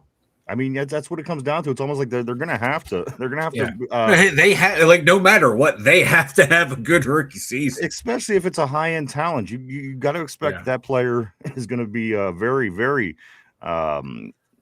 used in this offense. So especially Mike, you get Aaron comes back and he has a little blocking for him. He gets a little extra time to throw the ball around. Who knows? Who knows what we're going to see? So still a lot riding on this offseason that even have an idea we might see in the fall. I'm going to go to RB on the board. He says 100% Ryan, but I will do it. I just want to win, but others have to have a man crush and try to moronically defend it. So I will point a finger or two or 57. Steeler Freak says this: I want the team to win football games, to win one football game. Absolutely, man. We're due. Let's go right here. I feel that we're due. Let's go right here. Mark Malone says, with the way the rules are now, you have to. It's scooted on me. You have to try to score more points. Have to try to score as many points as possible. Mark Malone, if you want to compete in January. Into Joe says, Siamalu hurt us too. I hope the backups are going to be strong or we will be in trouble. Corey, don't drink. I'm sorry, Cody. Cody says the philosophy is jet sweeps and screen passes. Speaking of which, Mike, you know what? I can't really say that because Todd Haley was good, but Todd Haley's team, Columbus, did get beat this past weekend, Mike, in the UFL as they kicked off. So I want to see more. I can't wait to see what Arthur Smith does with that Ohio State team. I'm going to be. Really I can't wait. I'm going to be really invested in this team. I am too. I'm not an Ohio State fan, but I can't wait. Corey, don't drink that. Says everybody said in 2022 that if we got the pick wrong, we would pay for it for like the next 3 years, and we certainly have paid for it. KP was the wrong pick. Tortilla says the shit filled up fast. Also, Yinzer Joe says we could look like the Browns every year and draft the top 10 and still be bad. How they do that, I'll never know, because other teams, Mike, they go through the process, they go through the ebbs and flows, they get good players, they get better, and as the league progresses, it's a roller coaster. There's ups, there's downs, there's fluctuation all the time. For whatever reason, the Browns 40 years later, Mike, they just can't get out of the basement. It's incredible. It's even a different franchise makes it even better. just the lack of success between two franchises making up one franchise at the end of the day. I love it, man. I love it. The Browns, they sucked, went away, got better as the Ravens, came back as the Browns, and still suck ass. And clinging on to a history that's technically not even theirs. And they love it. They love it. They love it up there. They love the misery. I can't, Mike. I don't understand those people. I don't know who's a more delusional fan base, the Cleveland Browns or a New York Jets. Like you talk to both of those fans, they are both so delusional. Like just accept the fact that you are bottom feeders of the NFL, and every once in a while you get a little taste of the sunlight, and then you go back down. And that's kind of like what Detroit's becoming right now. They're getting their little sunlight. Pretty soon they're going to be tapering back down, right where they belong. Boy, the Jets are so bad. They're fucking terrible. My Lord. It's crazy what's going on up there with them. Let's get back on the board right here to I do want to say this. Go check out Corey over at Don't Drink That right here on YouTube, guys. If you like or love conspiracy theories, maybe the government, whatever they're up to behind closed doors, maybe the things that are flying around in our skies at night, all that kind of fun stuff over at Don't Drink That right here on YouTube. Corey Beavers does a great job putting it all together. He has mad content. Do go check him and his podcast out, guys. A lot of great stuff. Go check out Don't Drink That right here on YouTube. Let's go, Mike. Let's move up to, I'm going to say right about, dude, haven't heard the shit in one hand comment other than myself in a long time. It's probably been about 6 years since I heard it myself. It was funny. Mike brought up a couple old ones today. Johnny on the spot and the shit in one hand. So I don't know what the hell is going on. I think that might be the first time I said shit in one hand and wishing the other in my entire life. Yeah, I hear it a decent amount. Yeah, I've been around people that said it often, but it's never really been my thing. This might be the first time in 45 years on Earth I have uttered that statement, and it kind of made my skin crawl. It was cringe. It was cringe. It may have been the alcohol talking. This is why you need to counsel me. This is why you don't get counseled. This is exactly why you don't get counseled. Look, the drink's gone. I'm ready for and I have to say, everybody, make sure to thank Mike. I was 100% ready to counsel him today, but the fact that he came drinking, I'm going to push it back. I have to push it off. I can't counsel him while he's actually drinking. I just that would be my thought process was that would be the perfect time to counsel me. No. So I have to push it back. It's gonna have to be a pop quiz, like a pop quiz, Mike. One day I'm just gonna have to do it out of nowhere, and again, it kind of defeats the purpose. But anyway, thank Mike, everybody, if you're waiting for that segment today. Let's do scoot on the board right here to Somber. Somber says this, guys. Speaking of Cooper Jr., I just ran a mock to see where he falls now. Tyson went at 19, and Dallas traded up to 20 and took Cooper. Laughed my ass off. Corey says this, Don't Drink That. He says Ravens need to beef up their trenches too. I'm not worried about them taking a wide receiver. I am not worried about the Ravens at all. I'm less worried about the Ravens, Mike, now than I've ever been, really, because I'm looking forward to the twilight years of Lamar Jackson, because his he yielded some MVP seasons, but at the end of the day, got nothing out of it. And again, was not that successful against the Steelers. Mike, of course, losing to us 10 of the last 12 times the Ravens have playing us. So at this point, I'm not afraid of Baltimore at all. I'm kind of confident. I'm not arrogant, but confident that, we could probably do some damage in this division, depending on what Cincinnati puts together on their defense and maybe Cleveland puts together on their offense. But Mike, I think that we're the prime team in this division right now. Am I wrong? No, I don't think so. No, not at all. Yeah, Lamar's closer to his prime than Aaron is to his, but who plays better in the clutch right now? Who got Aaron marginally? Mike, and Lamar chokes. Mike, who started 4-1 and who started 1-5? I mean, this is with Aaron Rodgers and this is with Lamar Jackson. The Ravens were 1-5. The Steelers were 4-1. And it came down to these two went head to head at the end of the year. And the Steelers have a better defense. The Ravens front seven is not what it once was. I know a lot of Raven fans are hoping Matabuke is going to come back, but with that neck injury, no. And if he does, I don't think he's going to be the same. And you need more than him on in that front seven because they're soft there. I like parts of their secondary, but not all of it. I don't like their wide receiving core at all. I don't get me wrong. I love Zay Flowers, but he's not your number one. No. No, I think he's a great number two. You can move him around the formation. He's get the ball in his hand. He's as good, long as they keep him as number one, I'm fine. They're number one. I'm too. fine with that. Yeah. It benefits us. Yeah, Mark Andrews, his skills keep diminishing year after year after year, and then you lose Isaiah Likely too. I don't like what they did, and I don't like their offensive line now. They have a lot of work to do now. If they hit a home run in the draft, they can be a whole lot better than they were last year. But still, man, they've only beat us twice out of the past how many times? 13? 12 games. They beat us twice 2 out and of the 10. last 12 games. 2 And and 10. I just don't fear them. And the Bengals are the Bengals. I fear them more with the Joe Flacco at quarterback than I did as Joe Burrow. And that should not be a sentence I'm saying in 2026. I fear them both the same, just for different reasons. Let me scoot forward here. Ty says, doesn't Dallas have 20? 20 what, Mike?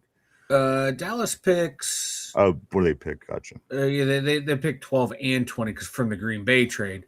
But if we wanted to move up to trump Baltimore for getting a wide receiver or guard that we want, we'd have to move up to 12 to do it. And that makes the most logical landing point for us.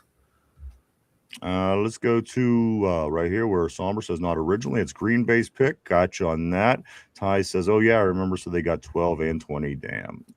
Let's go scoot up right here. Somber says, I ran another one in both Lemon and Cooper. They're at 21. Shrug. Only time will tell.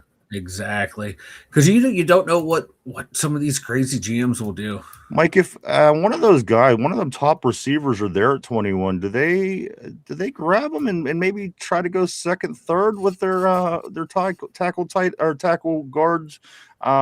Is there a way, Mike, that they don't go in the trenches first? Is there a player going to be that could be available that would make us change that up again? We don't know. We don't know that they're going guard or tackle first, but it seems that way, Mike, because again, we don't have anything there that's legitimate. But is there anybody that's a wide receiver that would take that away from the first round pick of the Steelers, Mike? I can see it, like if Jordan Tyson, Omar Cooper Jr. are there, I can see them doing a big debate of, okay, do we want one of these guys and hope we can find someone in the second round for our guard in like a Pregnon, a Bizantis, or Rutledge, get one of those guys in the second or third round. Or even if you push it even further down, like Jalen Farmer, maybe at the tail end of the third round for your guards if they want to go wide receiver in the first round. Let's go along on the board here. Right here, Ty is saying just first two picks better be wide receiver or guard. And I'm thinking anything outside of that is crazy. But, Mike, usually, as we said yesterday, when the Steelers pick, sometimes it's just like, what? Who? Yep. Who is this guy? I mean, they grabbed Fatanu, who we're very happy with. Yeah. But when he grabbed him, I can't recall who it was, but we were expecting other things. And I was like, right tackle. Like, okay. Because we thought, okay, we would figure that. We, would keep Project there, Dan Moore at left for another year or two, but it's worked out for us. I've learned not to really question Conan Weedle that much. The way I didn't really question Kevin Colbert in his early part of his tenure. I like the picks that they made. They've had misses. Find me a GM who hasn't had a miss. So I like what they're doing, but I think Tyson and Cooper Jr. might be the two that, if they're sitting there and you have a guard sitting there, I think there's going to be a very serious discussion. And we might use up most of our time as they're debating the merits of both positions back and forth in the depth that's still out there on their draft board. Right here, Tyrone says, Derpy better suck it up. We need a guard. Somber says, in my opinion, the sole purpose of mocks are to learn players, learn needs and value of positions in every round, and to see what teams' needs are. Draft day is impossible to get. I agree. And again, maybe it's just my impatience or my attention or lack thereof that doesn't allow me to enjoy it the way other people do. But again, I'm glad we have guys like RB and Chop and Mike really help along the way. Mark Malone says, that's my guy, man. That's my guy. Ty says Vega from Penn State or Pregon from Oregon. A lot of people certainly love these two guys. Corey says, I hate mock drafts because I'm tired of seeing Maurice Jones-Drew's shitty football knowledge. Cody says, what the fuck is that real? Mark Malone, McCollum is back too. That's true. Hey, yeah, what's the deal with McCollum, Mike? I mean, there's something we like there, obviously. Oh yeah, he's a solid backup. Definitely at center. If case anything would happen to Frazier, or if your guard depth gets depleted, yeah, what's his versatility? What's his flexibility? What's his? No, he's just a center. He's just a center, but he's a very good backup center, and they like him there for that sole reason. All right, let's grab a couple more. I do want to get into a couple other topics, guys. The Ty says, yes, Steelers playing secrets for sure. Somber says NFL owners have approved 4 rules changes per source. All right, that's crazy because, again, that wraps up today, Mike. I can't wait to look and see what those changes are. Let's get into Tortilla, where he says best 7th grade squad in the nation. Let's go here. Somber by competition committee to permit the kicking team to declare an onside kick at any time. So they can? They changed that back? Yep. Oh, thank God. I hated that. You had to tell the other team when you were going to do an onside kick, and it just, you had to let them set up and everything. I hated that. I'm so glad.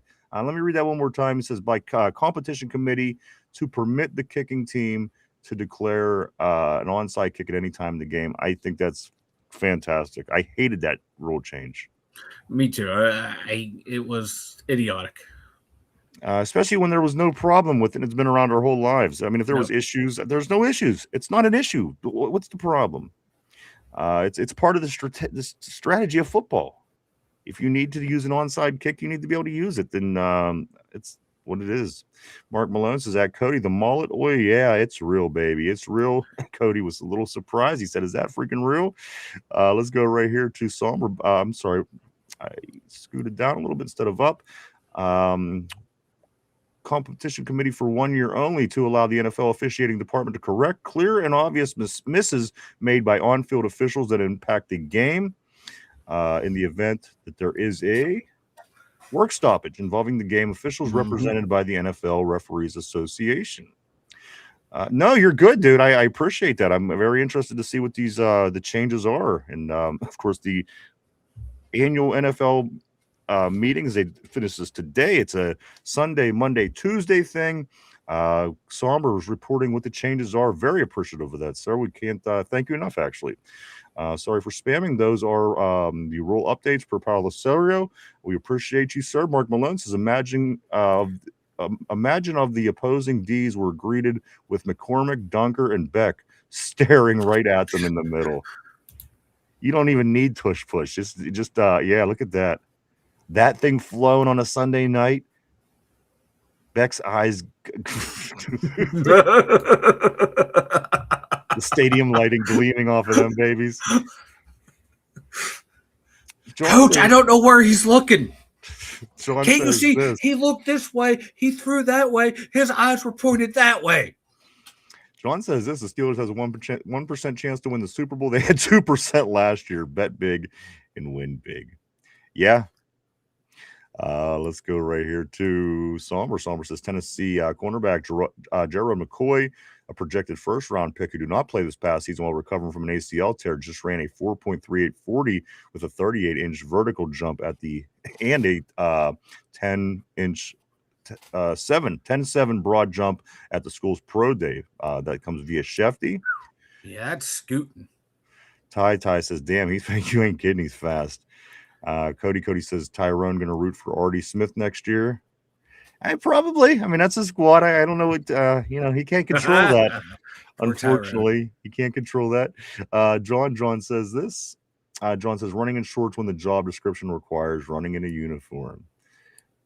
Well taken. Mark Malone says that. John, I like those odds. John Jamal. Jamal says, hit that like button. We appreciate you as always, sir. Thanks, Jamal. John Steeler Freak says this. He says, if my aunt had balls, she would be my uncle. Let's go right here to Cody. We made the Jets look like they were going to be a good team last year. You're right. It was tough to beat them in that first game. What was it, 34-32? And it took Jalen Ramsey all the way to the very end, Mike, breaking up with pass play to close out the Justin Fields-led Jets. Cody says, thank Mike. Let's go right here. John says the Ravens have Jackson. Next. We run the North Tie says, Yinzer Joe says, wife told me to quit drinking once. I quit and my heart started fluttering. She says, don't stop drinking water, idiot. I assume she wouldn't want me wasting my beer. She exactly, Yinzer Joe. Ryan tells me I have a drinking problem. No. You have an anger problem when it comes to drinking, and that's where the problem lies. You could drink till you're blue in the face, till your liver mushes away to nothing. You just have you just have an anger issue when you drink. That's so wrong. Cody says this for sure. Well, that's the problem. No. When you're not drinking is when the anger comes. No. Exactly. When I'm not drinking, that's the problem. You got to keep me hydrated. You got to keep the steady flow of alcohol into me, so I'm good. Cody says Rashard Bateman there, number one. Yeah, right. I don't know what the hell they're doing. They're almost like us. It's a lot of questionable things happening, but maybe with the changes they can get better as well. In Baltimore, Corey says Lamar gives me vibes that he'll retire and have a gaming channel on Twitch. I can see that. Somber, if they can get Tate or Tyson at 21, I think they run to the podium, probably not Lemon due to his size. And Lemon, Mike, this was a name early on. A lot of people saying Lemon. I still love Mekhi Lemon. I don't know what world we live in where like 5'11", $195, 200 pounds is tiny for a wide receiver. That's like AB. That's that's AB's build right there. I'd take the League of Monsters. That is tiny. I'd take him in a heartbeat. 5'10" and under 200 pounds. Come on. Give me Mekhi Lemon all day, every day. Let's go right here. Somber says they really like Rutledge. Ty says I got trust Omar and we will agree. Mike Somber, McCollum is a solid center, left guard, right guard depth. He can also play on the interior offensive line. Somber is saying. McCollum has played guard. Mark Malone. Get ahead of what's up, dude? Always great seeing Get Ahead of minus 40 club in the house. What up? Welcome back to the Terrible Board. He says I'm not an English teacher, but I'm sure Tortilla Jackson pronounces it like Torsha. No, Tortilla just doesn't know how to spell. Yeah, you're looking way too hard. Yeah. We were confused on that too when Tortilla started showing up, and yeah, he's just a bit slow. Somber says, LOL, it's so red. That mullet, of course. Right here, Somber says it's tortilla without the L's. Hooked on phonics did not work for Tortilla. I love it because Tortilla's been with us for a while and it still remains the same. That's what I think it makes it fantastic. Somber, I'm sorry, Get Ahead of says, really? My bad. All is good in the hood, brother. Somber says everyone gets confused. Don't worry. LOL. Yinzer Joe seems to me, Thunder, that others have the problem with your anger, not the drinking. LOL. Well, here's the thing. I can fight with Mike till I'm blue in the face. I don't care. But everyone starts going, oh, don't fight. Look at they're going at it again. We want to talk football. But yet they all love it when we fight. But it can get to the point where it's just too much. Which you're not wrong. You're not wrong. You're not wrong. I was trying to argue the opposite. We can argue every day. I don't care. That's fine. It's not a burden to me. Oh, God, no. I couldn't do that. Because can you just think of watching a show and the people fight every single day? It's like, okay, that's enough. I know, right? We got that on like every sports channel. Somber says McCarthy just likes these Avatar guys. I love Lemon. Yep. Personally. Yeah. Yep. I see where you're coming from. A couple of things I do want to get into, Mike. A couple other things. You know what? Let me grab couple of these messages before I do that. Get Ahead of says, I listen to you guys every day in the background. I love what you guys are. We appreciate that. And you know what? I got to say, Get Ahead of minus 40 club is one of my favorite names. I'm going to give you the game ball for the day because of your compliment. And I'm going to tie that with the fact that I like Get Ahead of together. Game ball to you, Get Ahead of. Thank you, sir. Appreciate Appreciate you. Corey says this. He says, I think his name was pronounced Torsha. I don't know why. Torsha makes me hungry. And he's a dude, so that's gay. So Torsha it is. Ty says, you say Torsha 3 times, and he shows up. Dude said, if you just agreed all the time. I agree. And I agree. And that's not the goal either. I don't want it to be that. I don't want us to agree all the time. But again, I just go back and watch some of our fights. It's incredible. They're fiery. Let's go right here. Let's go to Dude says, okay, got you on that one. LOL. Somber, get ahead of my man. My couple things I want to get into, a couple different topics right here. This is the NFL scouts right off terrible 2026 quarterback class. It's a bunch of backups. I'm like, is that wrong? I know that we've said it here on the show, but I don't really feel that there's anybody that I would waste my time. And listen, because let's say you do grab a quarterback. Let's say they grab Ty, which I don't think they're going to. Yeah. I don't think they're going to grab Ty Simpson. But let's say you do grab Ty Simpson and you do get Will Howard, and then you do have intentions on getting a good quarterback out of next year's draft. Is that the goal? Is that maybe in the books, Mike? And then just now you got your guys in 1 years and 1, 2, and 3. And you could have some kind of competition, see who's the best out of this flock of quarterbacks. I mean, is that out of the question, Mike? Because again, at the end of the day, I don't see it being a logical decision to draft a quarterback in this draft at all if Aaron Rodgers is coming to play for the Steelers this year. I just don't think that it falls into place. We just need so many other things. But is it possible, Mike? I mean, am I out of my mind here? Can the Steelers go after one of these backups? Basically from this draft? I hope not, because to do that, you would have to say that these guys are so much better than Will Howard to justify that pick again. And I don't think they're that much better than Will Howard, maybe marginally. But in Ty Simpson, maybe if he's healthy and blah, blah, blah, I just don't see any of these guys are really long-term starters in the NFL. I hope I'm wrong and they have great careers, but from what I've seen in college and stuff like that, none of them scream top-tier NFL talent. This reminds me of like when people were like, "Oh my God, you got to go get Blaine Gabbert." Who the fuck's a Blaine Gabbert? Right. We always overhype quarterbacks because it's the most important position. So therefore, we got to get this guy before anyone else can get him. No, that's how you fuck your team up. And I don't think there's any quarterback in this draft that is that good. And I know we said that last year too, outside of like a hand, maybe like I really like Cam Ward. And outside of him, I didn't see anyone else. In this draft, I really don't see anyone else either outside of maybe Mendoza. And even I'm not sold on him that he's going to be a guy that's going to be a top 15 quarterback. And if I'm taking someone in the first round, I'm hoping they're going to be at least a top 10 quarterback. So, no, I hope we don't take any quarterback in this draft. Because if you bring Aaron Rodgers back, he's going to mentor the way he did for Will Howard last year. So keep grooming him. Because if you like what Will Howard has and you think he can be a starter, what McCarthy's saying, he says he has a lot of potential. Why go out and draft someone else to where, okay, we can't work as much. We can't spend all of our energy on this guy. Now we have to spend it on this guy. Oh, we get someone next year too. Now we're spending it on this guy as well. All of our attention spread out, and now not everyone's getting that good one-on-one time with all your quarterback coaches. So I don't think it would be a good idea.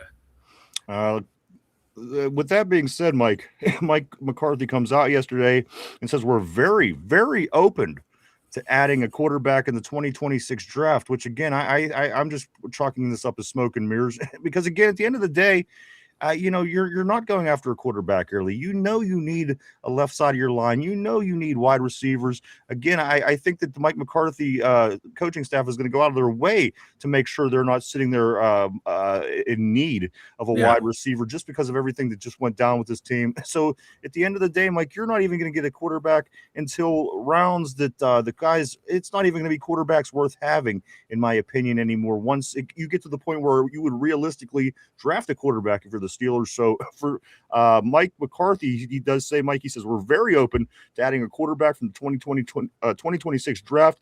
Also, Mike, this is being said as well. Being that information put out there, there's only been 2 quarterbacks that was brought in for visits, of course, Mike Carson Beck and Cole Payton. So, at the end of the day, are we realistically looking at this possibly Cole Payton, Mike, this North Dakota kid? Now, if you're talking maybe grabbing a quarterback past those valuable picks, those valuable spots, your offensive line where they should be drafted, where your wide receiver should be drafted, Mike, maybe are they looking at somebody like Cole Payton for something a little further down the draft, something, but to me, it just doesn't seem like it's going to formulate to anything or eventually bud to anything. I don't see the purpose. I personally, Mike, I don't think that we should grab a draft this year, but maybe a Cole Payton or even Carson Beck is still around at that point. Are these 2 guys options? Before you answer that question, I do want to say, Mike, that they're interested in looking in grabbing a AFC North style quarterback, which they're chalking up. I guess these 2 guys might have been there. The only 2 that the Steelers had visits with.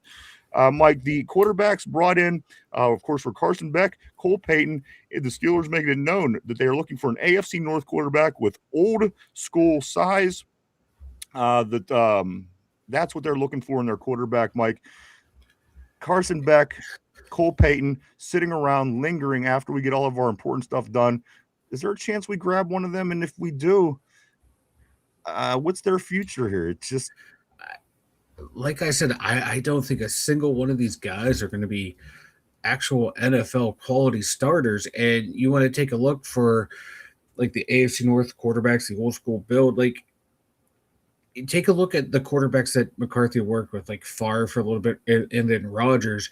And one of the reporters broke down like their arms and their hands place or sizes, and there's 3 quarterbacks that fit that parameter. Cole Payton, Drew Aller, Taylor Green. No, thank you. No, thank you. No, thank you. Like, I don't want any of them. And I just think it would be a mistake to use one of our picks on a quarterback, even in the late rounds. If you're debating at a quarterback as your 6th or 7th round pick, like, what are we doing here? It's just going to be more fodder for the fan base and the media to go, oh, why isn't this guy getting a shot? Oh, they don't like Will Howard. So Will Howard's going to move. It's just, to me, it just be creating unwanted noise and distractions, because now everyone thinks because of the success Brady had, the success that Purdy had, any quarterback draft is going to go on and be this great starter in the NFL. And I just don't see the need for that right now. Like, we have a good quarterback room here once Aaron Rodgers comes back, to run with it, and then next year find your franchise guy, unless you think or you see a lot of growth from Will Howard. Then you say, okay, he's our guy, and we're going to use all of our picks next year to keep fleshing out the roster to make him better, to limit his liabilities, but enhance his strengths. All right. I just don't see a need to draft a quarterback. Sorry. No, you're good. We got a lot to still get into, Mike. Let's move forward. This is what, if you're curious on what is being said, this is from Phoenix, from your coach Mike McCarthy. Mike, yesterday, he says this about the quarterback 1 position for the Steelers.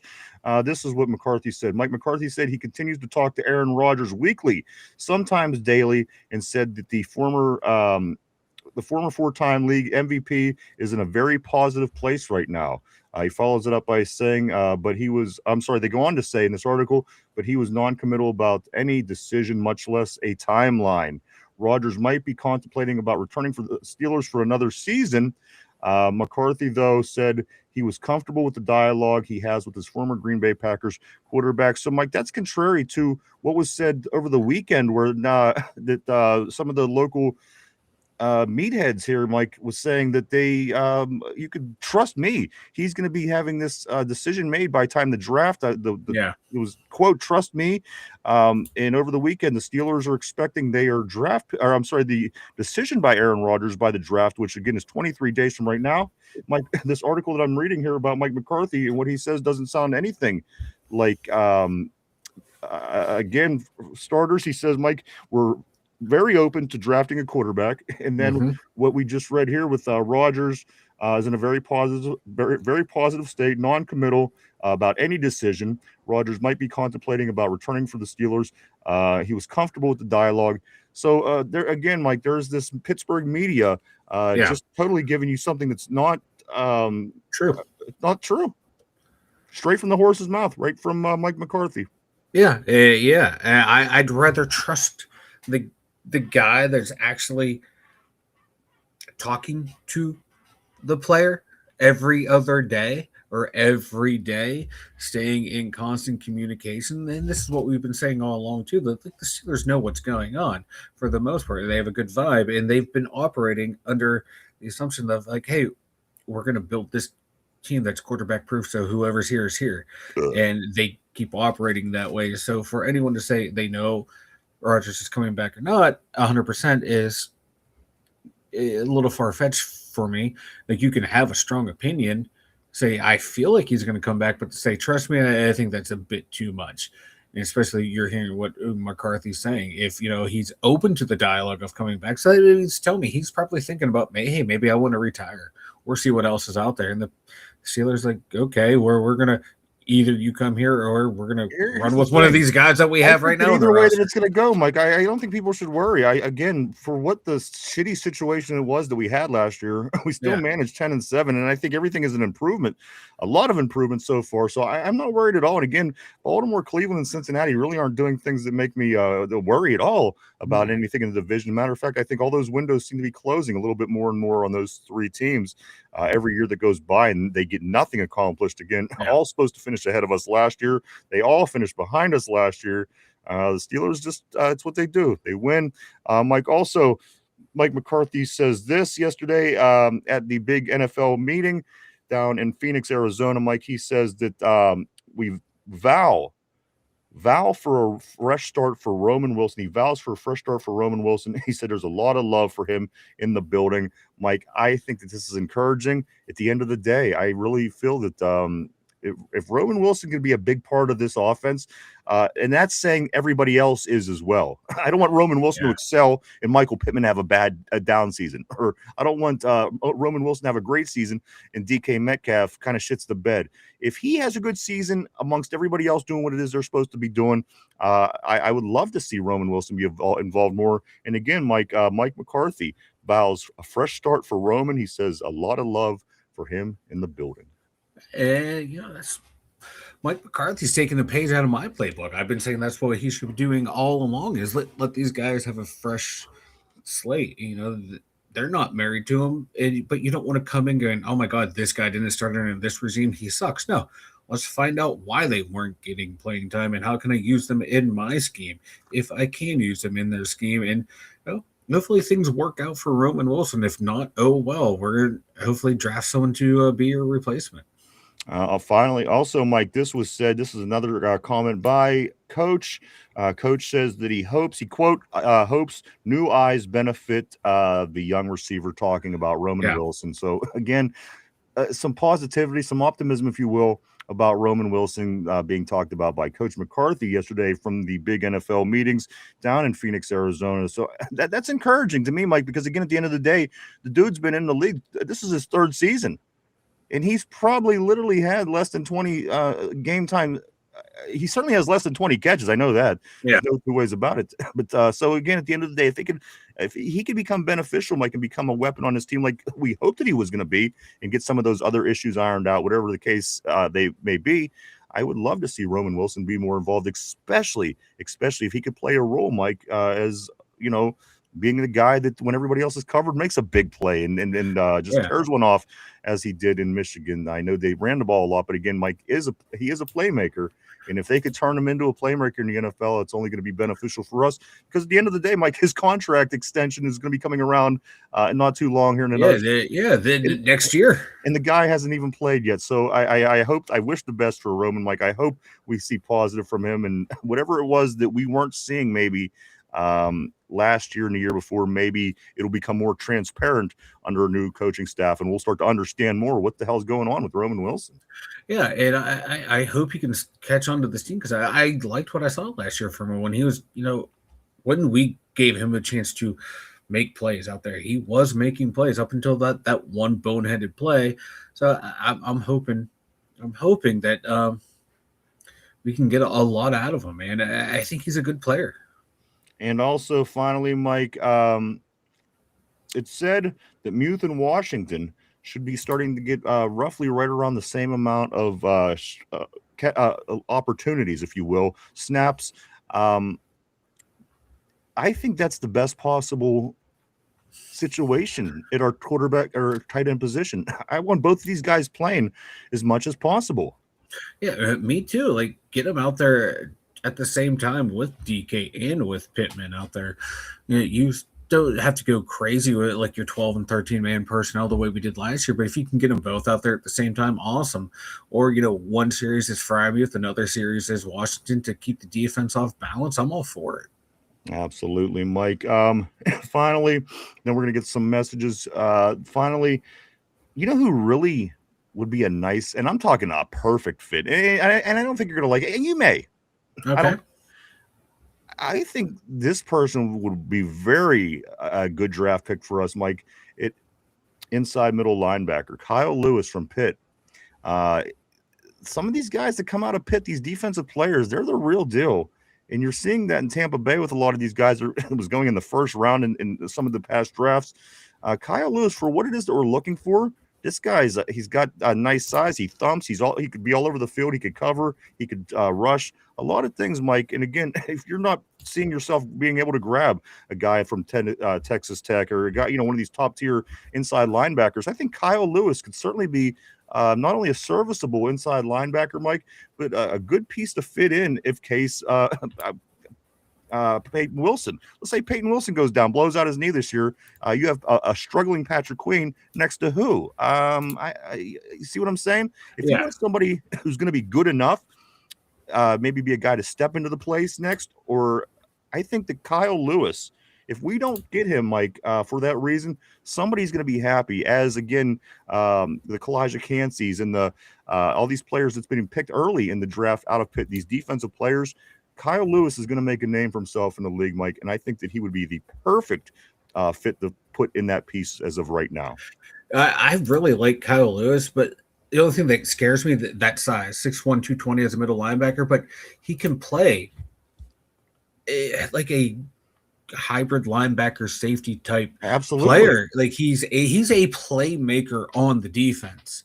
I would love for us to get him, but like as we're going through the draft and all that stuff, like need versus want and stuff like that. I don't know if there's like an actual need for like a need for that type of player, or we have too many needs to get that type of want. The thing player. I like about him, Mike, is he covers a lot of ground where he could be a thumper and he could cover. So let's just say Peyton Wilson gets hurt or Patrick Queen goes down for any given reason. He's a good piece, Mike, that you could pretty much put him in anywhere, and he's going to be a serviceable backup. Again, he's a Pitt guy, so I lobby for him. Oh no, I'd love for us to have him. I like watching him play. I liked what he did down at the Senior Bowl. I don't get me wrong. I love Kyle Lewis. This is it. Beef up that defensive front, and they go back to just being space eaters and someone who can fly around, make plays. Kyle Lewis could fit into this defense, and like I said, he can play that hybrid linebacker safety type position. That kind of like we're probably gonna have Jalen Ramsey playing like a hybrid position, playing him all over the defense. Be nice to have someone else to do that as well. Let's get to one last topic here, Mike, and then we're going to get back to the messages. I'm going to go to Omar Khan's comments on Broderick Jones, guys. This was said by Omar Khan, of course, the GM, on our left tackle, Broderick Jones's health status. This is what Omar said.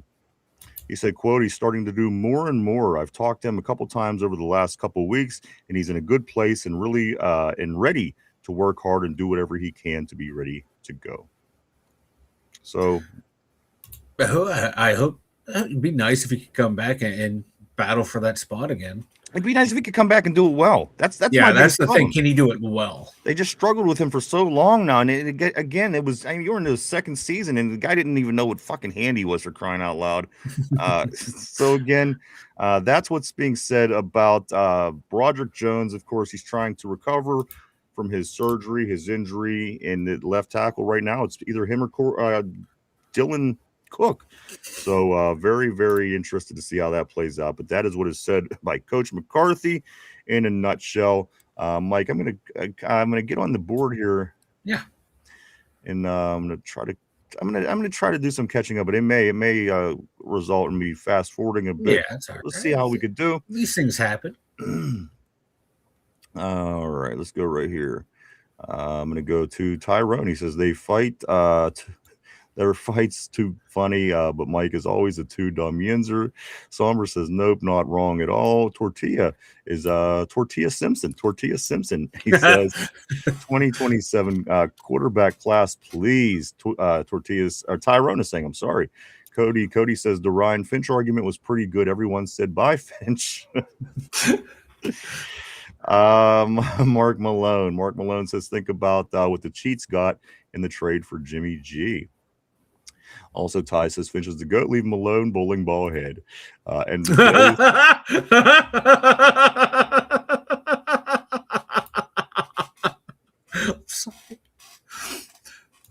what? All I heard was bowling ball head. Who is it even referring? What are you laughing at, Mike? Didn't someone call Finch bowling ball head? Oh, I thought he was calling the person who was messing with Finch a bowling ball head, but all I heard was I just pictured Finch as a bowling ball head. Well, he is a bowling ball head. Yeah. End of days, as this guy is clueless. Also, Cody says if you take the I out of Tortilla, those are usually the chicks he sings karaoke with. Take the I out of Tortilla. The torta. Mark Malone says, in all seriousness, I would go after Sawyer Robinson if he's there in the fourth. End of days, be available is what end of days is saying. I always want to say welcome to end of days. Great. Senior Ty says 5th or 6th round for sure. Cody Beck now. Tortilla is fighting back. End of days says Steelers drafted Kenny. Mark Malone doesn't one of the quarterbacks have smaller hands than Pickett? I don't know. I don't know. I didn't go in down the whole rabbit hole. Nusselmer dude, I think Mark Malone is saying also what he has smaller hands maybe. Cody says, don't let your kids play GTA with Tortilla. He'll ruin the night. He'll ruin their night. This is what Cody is saying. Also, right here, Corey, don't drink that, says the only thing lingering are Beck's eyes, like the dude from Employee of the Month. Are you looking at my breasts? I don't know. Hey, Tater, what's going on? It's okay seeing Tater on the board, I guess. Tater says this. Hard sell Pittsburgh for a young quarterback, but it would get him in league. Okay, let's go to. Hold on, scooted on me right here.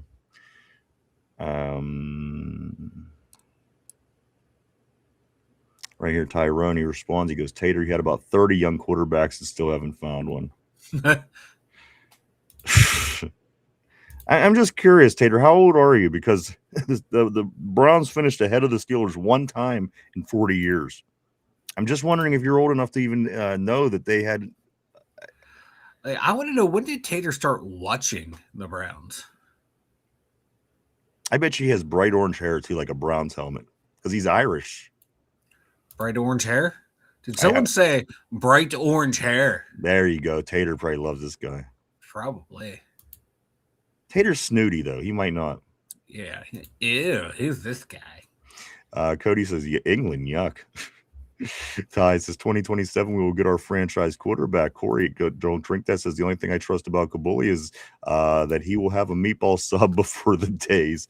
And meatball sub actually sounds good. I could see a whole meatball sub clogging his artery, like the whole sandwich, not broken down or anything, just a whole fucking meatball sub, like when you see a snake that eats something, how it gets real big. Yeah, that's what his arteries look like with meatballs.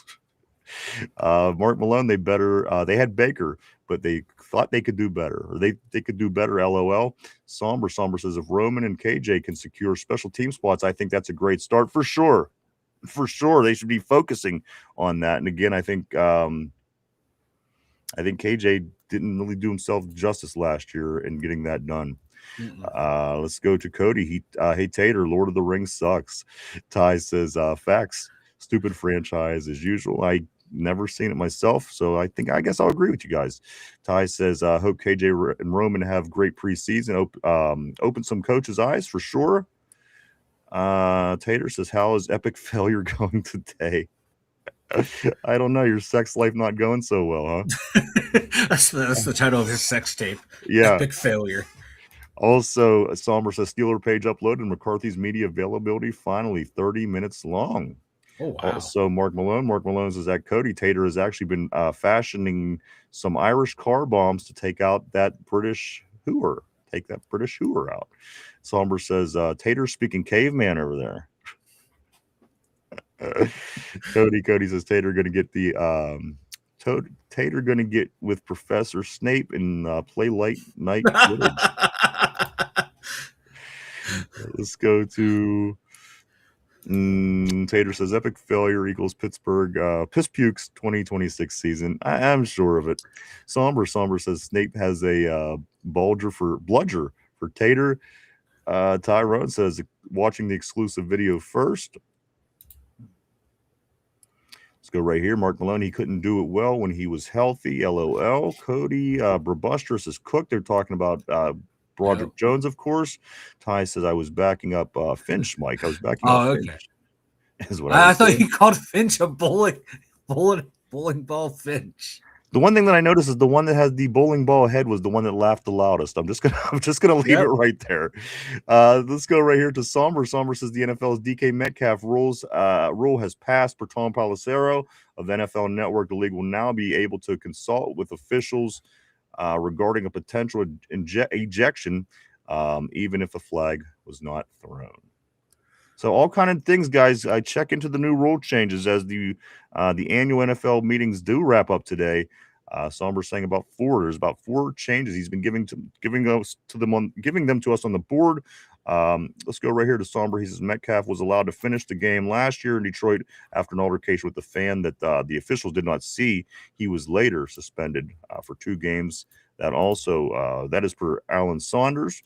Tortilla says Tater eats frozen corn dogs while they're still frozen into his anal cavity. No, I'm just teasing on that one. Let's go right here to Tortilla where he says this. I've never seen Lord of the Rings, but you guys are missing out. Let's go to Ty. I like what I'm hearing from McCarthy. So far, so good. Again, if he gives me a reason to hate him one day, then I'll hate him one day. As of right now, things seem to be going smooth, and again, I'm just trying to hope that things stay on track for our Steelers. Again, he might make decisions that piss me off more than no other at some point while he's here. But again, right now, things are smooth. As I say with my quarterback, Mike, whoever it is, he's going to be my quarterback at the end of the day. I'm going to support him. I do that with my coaches as well, and I'm hoping for the best from Coach McCarthy. Ty says this. I called Cody that. Okay, so Cody was the bowling ball head. Always got Finch. Finch's back is what Ty's saying. Also, Corey says I hate the Lord of the Rings as well, but it has cool hidden symbolism in it. That's pretty cool. And finally, Mike Tyrone says this. They dropped an exclusive interview, and I'm about to watch Mike McCarthy. Availability. I'll be checking that out as well here as the show gets ready to wrap up here shortly, Mike. But before we can do any of that stuff, first we got to tell everybody about our website. Head on over to the2dumyinzers.com, everyone. Oh, man, it is hopping over there. We got a bunch of mock drafts over there. RB has his definitive list of wide receivers up over there. So check it out at the2dumyinzers.com. A lot of great things. RB, I seen just this morning. He had that coming over your way, Mike, of talking about the new mock draft that Mike just mentioned. Mike gets his mock drafts up every week as well. Between Chop, RB, and Mike, a lot of good stuff over on the website, preparing you and getting you ready for the NFL draft. Of course, go check everything out at www.d2dumyinzers.com. That's www.d2dumyinzers.com. Let's get into this question of the day, Mike. It is time. It is time. And we're going to stick with the theme with the NFL draft, which again is just 23 days away. Who would have thought? Did a cat just sneeze? What was that? I did, because I did not want to go the "Apoo!" I thought it was sneeze. I thought it was a queef at first. I know, that's what it sounded like. There's no women, but that might be the cat. Cody says Mike drafts all the Penn State guys, all Penn State guys, the whole way down the list. Catron Allen and Vega are the only two guys I've been mocking. On the tube, says Somber. Guys, it's time to get into, again, Mike, it's hard to believe 26 days from now the draft's going to be done. It's going to be over, and that's it for the year. And again, the Pittsburgh Steelers getting the draft in our own city this year. Stage being built, Mike. I see the stage being built at the stadium. A lot of things are prepared and being prepared and getting ready for the big event. Again, 23 days from now. Guys, this is a trivia question about the draft, not particularly about the Steelers today, but in fact about the draft, the NFL draft. So put on your thinking caps. Mike, everybody on the board, everybody at home, here is the question of the day. What was the last year that there was no quarterbacks selected in the first round? Oh, wow.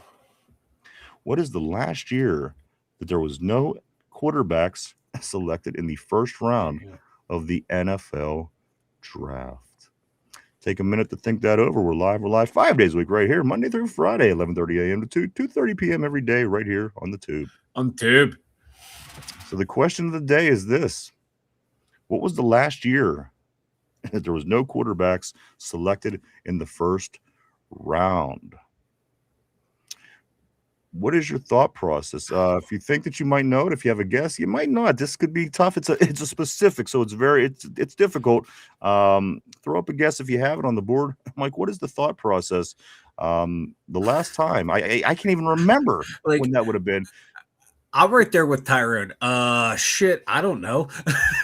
Well, I'm trying to 2023. Cody's saying 1969. I'll give you a hint. It's definitely between those 2 years. I'm going to go with. I'm terrible at this year was this draft class. This year I'm terrible at that. Let's go with 1992. 92. And is this your final answer? Final answer. All right, let me lock you in. 1992. Not a bad pick, Mike. Mike is locked in. Somber with the best number available, 42069. And Cody says, Tortilla, your mom goes to Penn State. Robert, what's up, Robert? Great seeing you on the terrible board today, my friend. Always great seeing you. He says 2014, I guess. And again, the hint of the day was it's between 1969 and 2023. Mike says 1992. I guess I could give a better guess than that. All right, here's another hint. You guys ready? Okay. It was in the 90s. It was in the 90s. So if you want to make your guesses with that information, Mike picked 1992. He's locked in on that. But if you want to change your on the board, change your picks. It was, in fact, in the 90s. The last time there was a draft where no quarterback was taken in the first round. That is the question of the day. Tortilla says Cody's mom is on Tater's couch right now. Oh, damn. So I'll give you another minute or so, Mike. Question of the day. What was the last year there was no quarterbacks taken in the first round? Mike says 1992. My clue is it was in the 90s. You're in the right decade, Mike. So we'll give it just another moment. 1995, Cody is saying. Good pick. 96 is what Robert is saying on the board. Another good pick. Again, it was in the 90s. The 90s was the last time that there was not a quarterback selected in the first round. Tyrone says it was 1985. It was in the 90s. It was in the 90s, Ty. That was the hint. Tortilla says 1999. So I'm going to give Ty just another moment to get his guess up there. He's saying 1998. Perfect, my friend. All right, guys, this is the question and the answer of the draft question of the day here on our the last segment, I guess, as you would say here on the show. Guys, the question is, what was the last year that there was no quarterbacks selected in the first round? Mike says 92. I'm saying 98, 99, 85, 96, 95. Corey says, I don't know the question, but I'm going to say 94. Fair enough. Mike knows the question, and he still gets it wrong. But just kidding. But he did get it wrong, Mike. The correct answer, of course, is my graduation year and the year that Derpy was born. The year that Derpy should have been the last time that Derpy touched his mom's vagina, but we don't know that. That should have been then, Mike. But 1996 was the last time that the Steelers, or I'm sorry, that no team picked a quarterback in the first round of the draft. It hasn't happened since then. 1996, 30 years ago from this draft. That was the Meshawn Johnson first overall. Yeah. The first quarterback taken. Give me the damn ball. Give me the damn ball. Right? Tony Banks was the first quarterback taken. Yeah, Baltimore Ravens. He was a quarterback there for quite some time. And also, if you remember Keyshawn in that draft, give me the damn ball. It was real big on the front of ESPN magazine. Yep. And there was a picture of Keyshawn, and it said, "Get me the damn ball." Wow. There are not a lot of good quarterbacks out of this draft. Jesus. Ty says, fuck. Mark Malone says, Jeff George, he was a beast in his time, man. For a while, at least. But great job, guys. 1996. So let me just go back because one person did get that. I think it was Robert. Robert did say 1996. Congratulations, Robert. Nice. You did know that one. And everybody got really close, guys. So great job today. Again, keeping up with the draft questions here leading up to the draft. Just 23 days away till it is right here in Pittsburgh, PA. I know everybody's excited. A couple things before we do get ready to wrap things up, Mike. Ryan Clark was asked this. He was talking about, because he's involved in some MMA too. He does work with some of the MMA leagues in his broadcasting and analyst career, Mike. This is something that Ryan Clark says. He says these Pittsburgh Steelers, Mike, these former Steelers would be great in the MMA. He says Troy Polamalu. He says Troy would be great. He says Ike Taylor, he loves to fight more than anybody. He knows what he says about Ike Taylor. Rod Woodson, Bussy, also Mean Joe Green, or a couple other people he suggested, Mike. But James Harrison, number one. The reason being is James is legitimately the meanest person I know. According to Ryan Clark, that is what he says. James Harrison is literally the meanest person I know. And James Harrison would be a beast in the women's division because that's who he likes to punch. I got to be honest, man, woman, child, monster, animal, this guy, I wouldn't mess with James Harrison. I would not. I seen him lift things, Mike, that are heavier than you and I together. You ever watch him do his workouts? It's unreal. I watch him, and I always comment on there. He could go after baby mama. Well, that's fine and all, but the guy certainly is a very he's a strong beast. guy. He's a beast, but Ty says, great show, you bastards. Here we go. We appreciate you as always, my friend. Ty on the terrible board. Troy's too nice, but he's probably got the fight of a fucking lion. You know what I mean? He gets in there. I'm sure Troy would probably do some damage. Tortilla says Will Howard is best MMA fighter in the world. Sommer says GP at middleweight might go crazy. And Ty says Troy would spear somebody and then do a cross, like pray for him. He would too. Any way you slice it, though, these half dozen Steelers would probably do very well in the MMA style fights. But there you go, Mike. A couple things before we do get ready to wrap it up for today. I do want to say this. So much going on. Again, the Pirates, they'll be back at it tonight in Game 2 against the Redlegs. That is in Cincinnati. It's a 6:40 start, Game 2 of 3. Bubba Chandler is on the hill. Pirates trying to get that second win of the season. And the Pittsburgh Penguins, Mike, on back-to-back nights, they have a game with the big 8-3 win over the Islanders. Back home tonight to host the Detroit Red Wings here in Pittsburgh. 7 o'clock start at PPG Arena, Mike. And also the Virginia Dream at Pittsburgh Riverhounds soccer game, the U.S. Open Cup game, the second round game, that is today at 7 o'clock as well. So make your way down to Highmark Stadium. You have the Penguins in town, you have the Riverhounds in town, and the Buccos, they're just in Cincinnati. So a lot of Pittsburgh action. And you know what happens when Pittsburgh plays sports, Mike? It makes you drink. And if you were out having a good time at the stadiums or just drinking, maybe with friends at a bar at home, do grab yourself some Duquesne Pilsner. Duquesne Pilsner, The folks there, Mike, they are fantastic people. We work with them hand in hand with a lot of things. We look forward to working with them with a lot more. The people at Duquesne Pilsner make great beer. We always have it on tap here in the studio. Mike, made right here in Pittsburgh, Pennsylvania, and it says on the can, "Grab a Duke." Grab a Duke. Also, what else do we got? Let me grab a couple messages here. Somber says and say, "Are you okay, buddy?" Right. You know who was Perfect? Perfect might be a good one, like old linebacker from Cincinnati. Oh yeah, old CTE inducer. Yeah, he'd probably be good. He's a nut.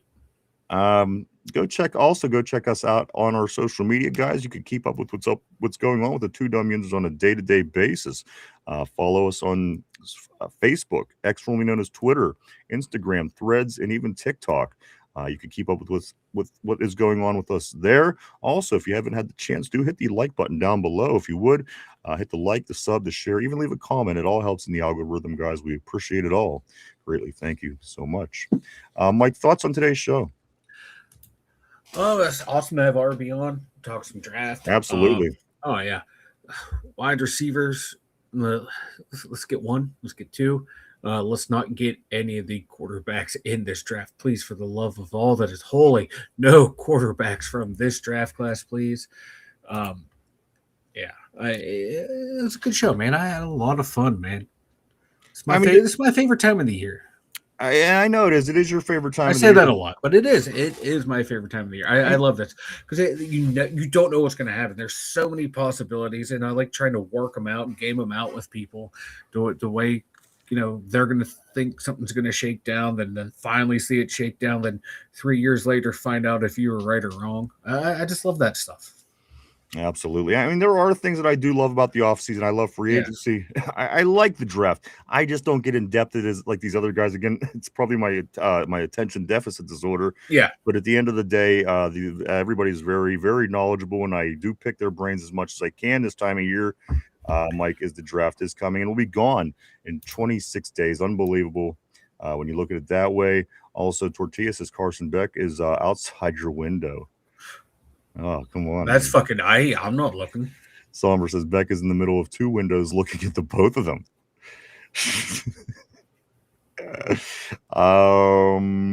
What else?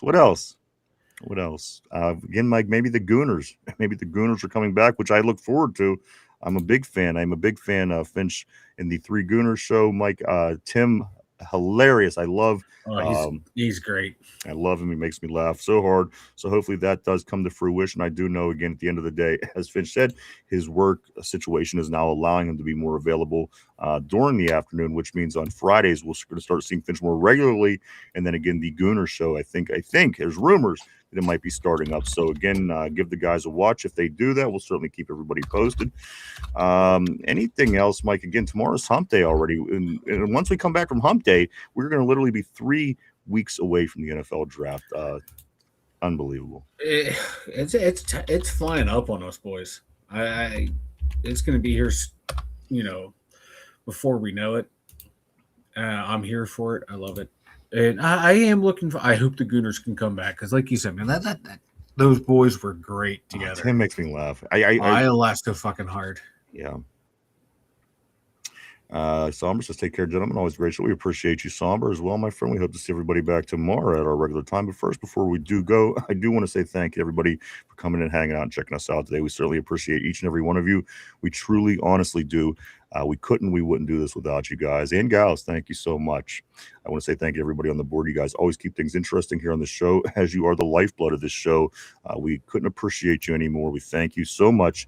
Us here at the Two Dum Yinzers, to everybody that participates on the board. And again, you really become, you're making the show happen.